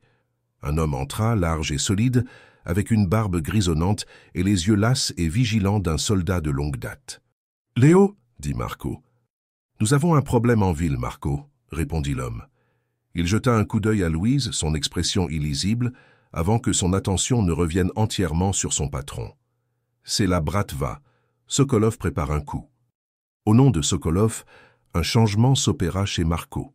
C'était subtil, mais pour Louise, qui avait passé un mois à étudier chacune de ses micro-expressions, ce fut un changement tectonique. L'air autour de lui devint plus froid, le contrôle de sa posture se resserrant en quelque chose de létal. « Quel genre de coup ?» demanda Marco. « Il a attaqué notre entrepôt sur les docks, a pris toute la cargaison, a laissé 3 de nos hommes morts. Il a envoyé un message, » dit Léo. Marco se dirigea vers la fenêtre, regardant la nuit sombre et orageuse. Sokolov est un chien enragé, pas un joueur d'échecs. Une attaque frontale n'est pas son style. C'est une escalade. Pourquoi maintenant? Léo hésita une fraction de seconde, son regard se posant de nouveau sur Louise. Ce regard suffit. La réponse tacite emplit la pièce, froide et suffocante. Moi. Elle était la raison. Son existence, ce trésor secret qu'il avait caché, avait été découverte. Elle était la faiblesse que son ennemi avait trouvée. L'immobilité de Marco était absolue. Il ne se détourna pas de la fenêtre, mais Louise vit son reflet dans le verre sombre, son visage un masque de fureur pure et froide. « Il sait, » affirma Marco. « Nous le pensons, » confirma Léo. « Il y a eu des rumeurs, des murmures d'un nouvel intérêt. Il teste votre concentration. » Louise sentit un tremblement commencer dans sa main. Elle n'était plus seulement une prisonnière dans une guerre personnelle et psychologique. Elle était un pion dans une vraie guerre, une guerre menée avec des balles et des corps. La cage qu'elle avait détestée lui sembla pour la première fois une forme de protection. Marco se détourna de la fenêtre, ses yeux rencontrant les siens. La faim prédatrice était toujours là, mais maintenant elle était recouverte d'autre chose, une détermination sombre et protectrice. « Ils viendront ici, » dit-il à Léo. « Il voudra me l'apprendre. »« Mes hommes sont positionnés sur le périmètre, » dit Léo. « Mais le domaine est grand et cette tempête leur donne une couverture. »« C'est une cible, » acquiesça Marco. Il regarda de nouveau Louise, son regard la clouant sur place. Son ton n'était pas celui d'un ravisseur à son trophée, mais d'un commandant à un soldat. « Allez dans votre chambre. Préparez un petit sac. Seulement l'essentiel. Soyez prête à partir dans 5 minutes. » L'ordre était si sec, si urgent, qu'elle obéit sans réfléchir. Dans sa chambre, ses mains tremblaient, alors qu'elle jetait quelques pulls dans un petit sac de voyage en cuir. Son regard tomba sur l'étui de l'amati. Elle l'attrapa. Quand elle revint, Marco enfilait un lourd manteau sombre. Il la regarda, puis l'étui du violon, et fit un unique signe de tête approbateur. « Léo vous fera sortir par derrière, » lui dit Marco. « Une voiture attend, il vous conduira à un endroit sûr. Vous ferez exactement ce qu'il dit, compris? »« Et vous » demanda-t-elle. Un sourire froid et sinistre effleura ses lèvres. « Je reste, » dit-il. « Victor Sokolov m'a envoyé un message. Je vais livrer ma réponse en personne. » Il se dirigea vers elle. Il tendit la main et glissa une mèche de ses cheveux derrière son oreille, le contact étonnamment stable. Ses yeux sombres se plantèrent dans les siens et dans leur profondeur, elle vit une promesse. « Elles ne vous toucheront pas, » murmura-t-il, « un vœu fait avec la certitude absolue d'un Dieu. Je réduirai leur monde entier en cendres avant de les laisser poser la main sur ce qui est à moi. » Et sur ce, il se tourna vers Léo. « Allez, maintenant. » « Entendu. Voici l'adaptation de la conclusion finale et pleine d'action de l'histoire. » L'ordre de Marco brisa la paralysie de Louise. Léo la prit par le bras, sa poigne ferme. « Par ici, mademoiselle Dubois, vite et sans bruit. » Il l'entraîna dans un couloir étroit jusqu'à la cuisine. Un autre homme, plus jeune et au visage dur, attendait près de la porte de derrière, une mitraillette compacte à la main. « Il bouge, patron, » murmura le jeune homme. Les détecteurs de mouvement se sont déclenchés sur la crête nord. « Combien » demanda Léo. « Au moins une douzaine. » Léo ouvrit la porte, et une rafale de vent glacial et de pluie la frappa. Ils coururent. Louise serra l'étui du violon contre sa poitrine. L'herbe humide et glissante tentait de la faire trébucher à chaque pas. Léo était un roc à côté d'elle, son corps puissant la protégeant du vent. En quelques minutes, ils atteignirent la lisière des bois et un chemin de service étroit et boueux. Un lourd SUV noir, moteur en marche, attendait dans l'ombre. « Mettez-la à l'arrière » ordonna Léo poussant Louise vers la portière arrière ouverte. « Nico, tu viens avec moi. Marco a besoin de nous. » Louise fut installée à l'arrière du SUV. Le jeune soldat, Nico, monta à côté d'elle. Les portières claquèrent, la plongeant dans un silence isolé et terrifiant. À travers la fenêtre, elle vit Léo et l'autre homme disparaître de nouveau dans les arbres, en direction de la maison principale où Marco était resté. Il retournait au combat, pour lui. Le SUV bondit en avant, ses puissants pneus labourant la boue. Le chauffeur n'alluma pas les phares, naviguant sur la route périlleuse avec une habileté déconcertante, utilisant les éclairs intermittents pour se guider. « Où allons-nous » demanda-t-elle. « Quelque part en sécurité » répondit Nico sans la regarder. Soudain, le monde explosa dans une gerbe d'étincelles et le crissement assourdissant du métal contre le métal. Le SUV fit une embardée violente, projetant Louise durement contre la portière. Nico jeta instinctivement son bras pour la retenir. Un second véhicule, un énorme camion sombre, les avait percutés par le côté, les forçant à quitter la route. « Ils sont là !» hurla le chauffeur. « Sortez, allez, dans les bois !» Avant que Louise ne puisse réagir, Nico avait ouvert la portière et la tirait dehors dans la tempête. « Courez !» cria-t-il. Les portières du camion derrière eux s'ouvrirent en claquant et de grandes silhouettes sombres en sortirent. Le craquement d'un coup de feu déchira l'air. Le chauffeur qui venait de sortir du SUV s'effondra au sol sans un bruit. La terreur pure et sans mélange propulsa Louise en avant. Elle courut aveuglément dans l'enchevêtrement de la forêt. Nico était juste derrière elle, se retournant pour tirer une rafale contrôlée de son arme.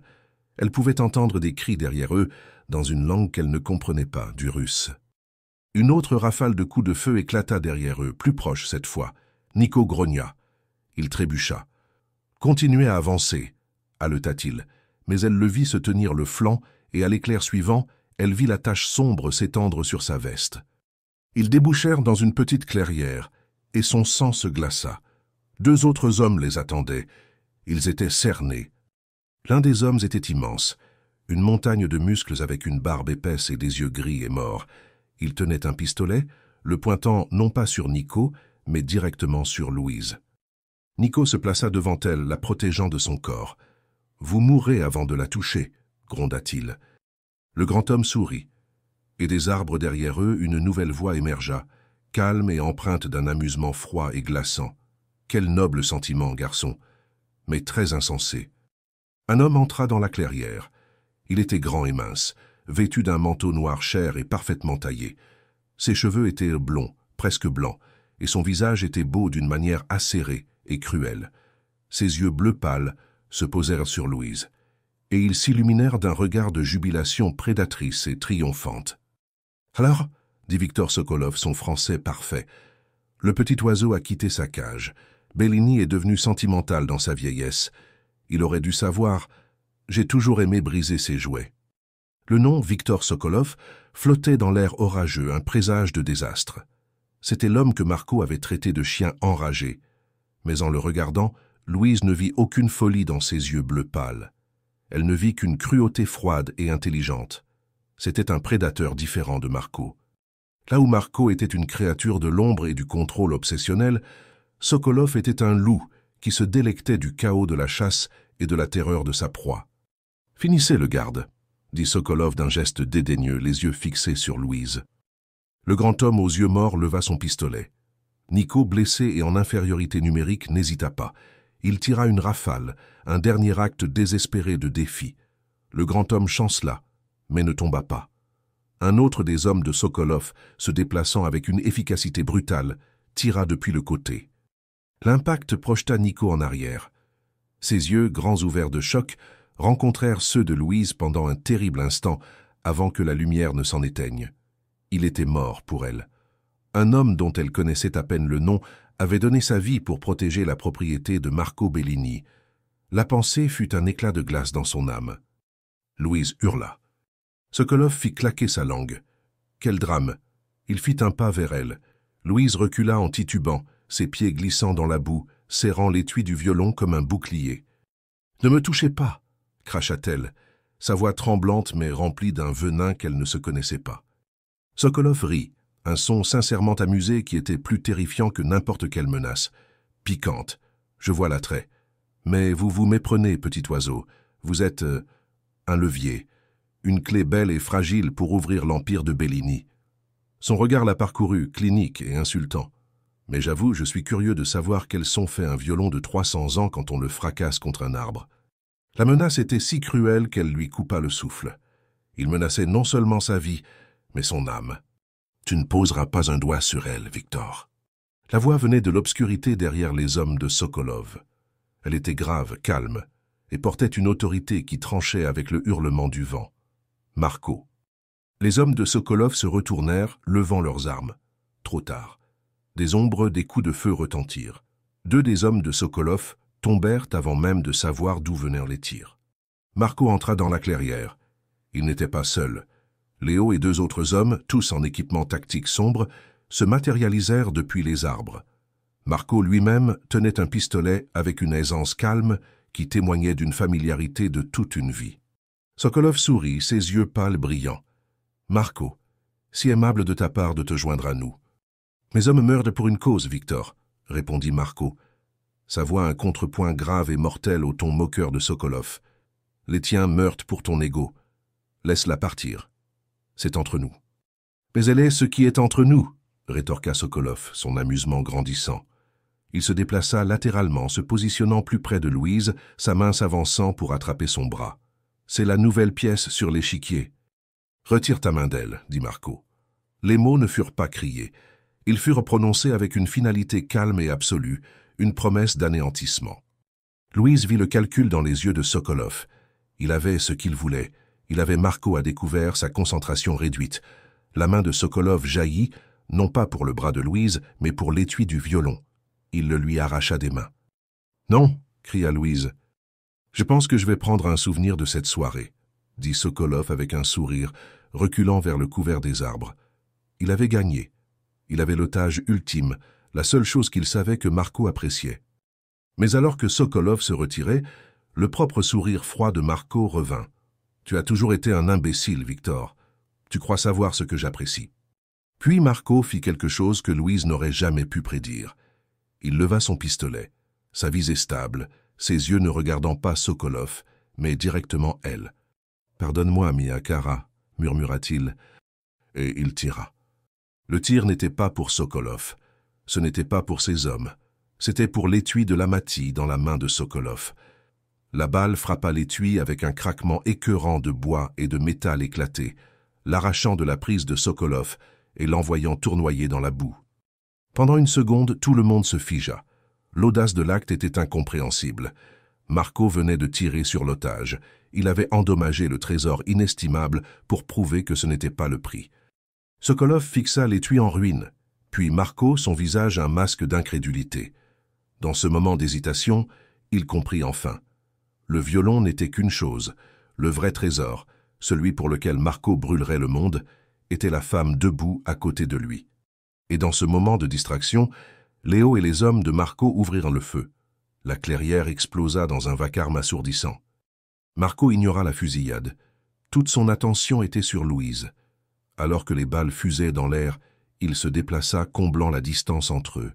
Il l'attrapa, la tirant derrière une bûche tombée, protégeant son corps avec le sien, pendant que la bataille faisait rage. Il poussa sa tête vers le bas, sa main ferme sur sa nuque, son corps un mur solide et chaud contre le chaos. La fusillade fut brutale et courte. Les cris et les coups de feu s'apaisèrent, remplacés par le hurlement du vent. Finalement, le silence. « C'est bon ?» appela Marco. « C'est bon, Marco », répondit la voix de Léo. Sokolov s'est échappé, mais il a laissé la plupart de ses hommes derrière lui. Marco se releva enfin. Il la regarda, le visage sombre, une traînée de boue sur sa joue. Il avait l'air sauvage, dangereux et plus vivant qu'elle ne l'avait jamais vu. Il lui tendit la main. Debout.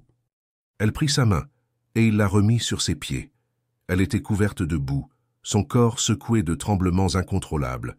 Son regard tomba sur la scène de carnage, les formes immobiles sur le sol, et une vague de nausée la submergea. Puis elle le vit, l'étui du violon en ruine. Elle marcha vers lui comme en transe et s'agenouilla dans la boue, l'ouvrant avec des doigts tremblants. Le violon était brisé, le manche cassé, le corps fracturé. 300 ans d'histoire, de musique, de beauté détruits. Un sanglot s'échappa de sa gorge. « Ce n'était que du bois et des cordes, » dit la voix de Marco derrière elle. « Je peux t'en acheter 100 autres. » Elle leva les yeux vers lui, son visage strié de pluie et de larmes. « Ce n'était pas que du bois et des cordes, » murmura-t-elle, sa voix brisée. « C'était une voix, et vous l'avez tuée. » Il la regarda de haut, ses yeux sombres tenant une lumière étrange, presque douloureuse. « Ouais, dit-il, sa voix un murmure grave et rauque. Je l'ai fait, pour lui prouver, et à toi, qu'il n'y a qu'une seule voix dans ce monde que je ne laisserai pas être réduite au silence. » Il se pencha, ses mains fortes et sûres, et la souleva de la boue dans ses bras. Elle était trop choquée et froide pour résister. Il la serra contre sa poitrine, son visage pressé contre son épaule, et pour la première fois, son étreinte n'était pas une question de possession. C'était une question de protection, féroce, désespérée et terrifiante. Et alors que la pluie froide continuait de tomber, Louise Dubois se mit à pleurer, non seulement pour la mort d'un violon, mais pour la mort de la femme qu'elle avait été. Le trajet de retour vers la ville fut un flou silencieux. Ils ne retournèrent pas à la maison du lac. Un autre SUV noir s'était matérialisé dans l'obscurité et Marco l'avait simplement installé à l'intérieur. Ils allèrent directement à son penthouse. L'ascenseur monta de retour au cœur de la ville scintillante et inconsciente. Quand les portes s'ouvrirent, l'air était chargé du souvenir de la nuit violente. Marco versa 2 brandy. Il en pressa un dans ses mains froides et tremblantes. « Bois. » Elle obéit, le liquide ardent, un choc bienvenu. Il la regardait, son expression sombre. « Tu dois te débarrasser de ces vêtements mouillés, » dit-il. Il se rendit dans sa chambre et revint avec un lourd peignoir en cachemire sombre, son peignoir. « Il y a une salle de bain par là. Prends une douche chaude. » Dans la salle de bain, Louise se débarrassa de ses vêtements couverts de boue. Elle resta sous l'eau brûlante, essayant de laver la sensation de la forêt, l'odeur de la peur. Mais c'était une tâche qui allait plus profond que la peau. Quand elle émergea, enveloppée dans le lourd peignoir qui sentait son parfum, Marco se tenait près de la grande baie vitrée, regardant les lumières de la ville. La cheminée était allumée, jetant une lueur chaude sur la pièce. Il se tourna à son entrée, ses yeux absorbant la vue d'elle, petite et pâle, avalée par le tissu sombre de son peignoir. Il désigna le fauteuil en cuir le plus proche du feu. « Assieds-toi. » Elle se blottit dans le fauteuil. Il resta debout, un verre de whisky à la main. « Pourquoi » murmura-t-elle finalement. « Pourquoi le détruire ?» Il tourna la tête, son profil net contre la ville. « Parce que sa valeur était le levier de Sokolov. Il pense que tout a un prix. Je devais lui apprendre que certaines choses sont hors de prix, que certaines choses, si tu essaies de me les prendre, je me détruirai moi-même avant de te laisser les avoir. Je me détruirai moi-même. » Les mots lui donnèrent un frisson. Il ne parlait pas du violon, il parlait d'elle. « Ce n'est pas de la protection, » dit-elle, sa voix tremblante. « C'est de la folie. »« C'est le seul type de protection qui compte dans mon monde, » rétorqua-t-il en se tournant vers elle. « C'est la promesse d'une annihilation totale. C'est la seule chose que les hommes comme Sokolov comprennent. » Il s'agenouilla devant son fauteuil, un geste choquant de la part d'un homme qui commandait des empires. « Je n'ai pas choisi le monde dans lequel je suis né, » dit-il, sa voix une confession grave et brute. « Je suis né fils de roi, et quand il est mort, on m'a remis sa couronne sanglante. Et puis je t'ai vu. Dans un monde de mensonges et de violence, j'ai vu quelque chose de pur. Ta musique. C'était la chose la plus honnête que j'avais entendue en 30 ans. » Son pouce caressa sa joue. « J'ai fait la seule chose qu'un homme comme moi sait faire. Je t'ai prise. Je t'ai mise dans une cage pour empêcher que ton feu ne soit éteint par la laideur du monde. Pour le garder pour moi. » Il se pencha plus près, sa voix tombant à un murmure rauque. « Ce que tu appelles de la folie, Louise, c'est la seule façon que je connaisse d'aimer. » Aimer. Le mot fut une détonation dans la pièce silencieuse. Il ne l'avait jamais utilisé. Des larmes montèrent à ses yeux, des larmes de confusion, de peur et d'un chagrin terrible et poignant pour eux deux. C'était un monstre, oui, mais c'était un monstre qui venait de saigner pour elle, qui avait détruit une partie de lui-même pour la garder en sécurité. qui était maintenant à genoux devant elle, confessant une vérité aussi sombre que son âme. Il lui prit le visage en coupe dans ses mains, comme si elle était la chose la plus fragile et la plus précieuse au monde, et il l'embrassa. Ce baiser n'était pas une punition, ce n'était pas une revendication, c'était un plaidoyer, désespéré, affamé, et rempli d'une douleur qui reflétait la sienne. Et alors que ses lèvres bougeaient contre les siennes, douces et tanneries, Louise, pour la première fois, ne se contenta pas de se rendre. Une petite partie brisée d'elle, une partie qu'elle pensait morte depuis longtemps, se pencha dans le baiser et, hésitante, l'embrassa en retour. Sa réponse, aussi hésitante soit-elle, fut comme une étincelle sur une poudrière. Un grognement bas et guttural gronda dans la poitrine de Marco, un son de soulagement profond et désespéré. Le baiser s'approfondit, la douceur laissant place à une passion brute et douloureuse qui avait été contenue pendant des mois. L'une de ses mains glissa à sa nuque, ses doigts s'emmêlant dans ses cheveux humides. L'autre s'enroula autour de sa taille, la tirant du fauteuil pour la mettre à genoux devant lui sur le tapis moelleux. À cet instant, ils étaient égaux, deux silhouettes agenouillées devant le feu. Les mains de Louise montèrent sur ses épaules, ses doigts agrippant le tissu de sa chemise, s'accrochant comme s'il était la seule chose solide dans un monde qui s'était dissous en chaos et en sensations. La terreur de la nuit, la violence, la confession, tout cela les avait dépouillés jusqu'à leur essence même. Il rompit le baiser, posant son front contre le sien, leur respiration saccadée dans la pièce silencieuse. À la lueur du feu, elle vit une vulnérabilité dans ses yeux qu'elle n'aurait jamais cru possible. Le masque de fer du don avait disparu, et à sa place se trouvait un homme qui la regardait comme si elle détenait le pouvoir de le sauver ou de le détruire complètement. « Louise » murmura-t-il, sa voix rauque d'une émotion qu'elle ne pouvait nommer. Il se leva, l'entraînant sans effort avec lui. Il ne la porta pas. Au lieu de cela, il prit sa main et la conduisit à la grande baie vitrée. La ville scintillait sous eux, un univers silencieux de lumière. Il se tint derrière elle, sans la toucher, mais sa proximité était une chaleur palpable dans son dos. Elle vit leur reflet dans le verre sombre, sa petite silhouette pâle et son ombre grande et imposante l'enveloppant. « Regarde !» dit-il. Sa voix un murmure près de son oreille. Ils vivent tous dans des cages qu'ils ne peuvent pas voir. Des cages de dette, d'ambition, de peur. La tienne, au moins, est honnête. Ce n'était pas un réconfort, c'était une terrible vérité. À cet instant, en regardant leur reflet, elle ne vit pas un ravisseur et une prisonnière. Elle vit deux âmes solitaires, piégées ensemble contre le monde. Sa reddition n'était pas un acte de passion dans une chambre, mais une acceptation calme et glaçante ici même, devant la ligne d'horizon. Elle n'avait pas besoin de se déshabiller. Son âme était déjà à nu devant lui. Il posa enfin ses mains sur ses épaules, un geste de possession définitive mais non sexuelle. C'était la revendication d'un roi sur son domaine le plus précieux. Et Louise, trop épuisée pour se battre, se pencha simplement en arrière, posant sa tête contre sa poitrine, fermant les yeux sur la ville à l'extérieur.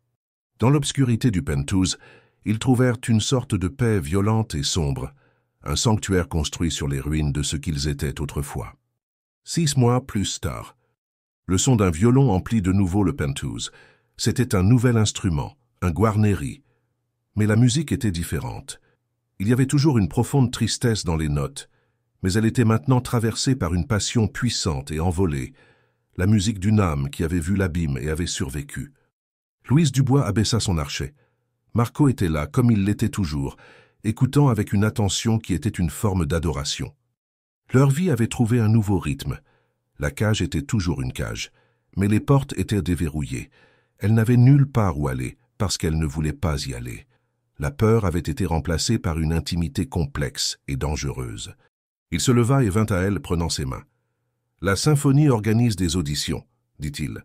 David Martin a appelé. Le vieux rêve, un test. » Elle regarda dans ses yeux sombres. Elle pensa à la scène, aux applaudissements, à la liberté. Puis elle pensa à la clairière froide dans la forêt, à la certitude terrifiante et absolue de sa protection, à l'homme brisé qui avait confessé son amour tordu. Lentement, elle secoua la tête. « Non, mon public est ici. » Une vague de soulagement profond inonda son visage. Il leva sa main à ses lèvres. « Je sais, » murmura-t-il. Elle regarda l'homme qui l'avait détruite et qui, d'une manière ou d'une autre, l'avait aussi libéré de ses anciennes illusions. Il était son ravisseur, son protecteur, son mécène. Et elle, Louise Dubois, était la seule à pouvoir jouer la musique de son âme.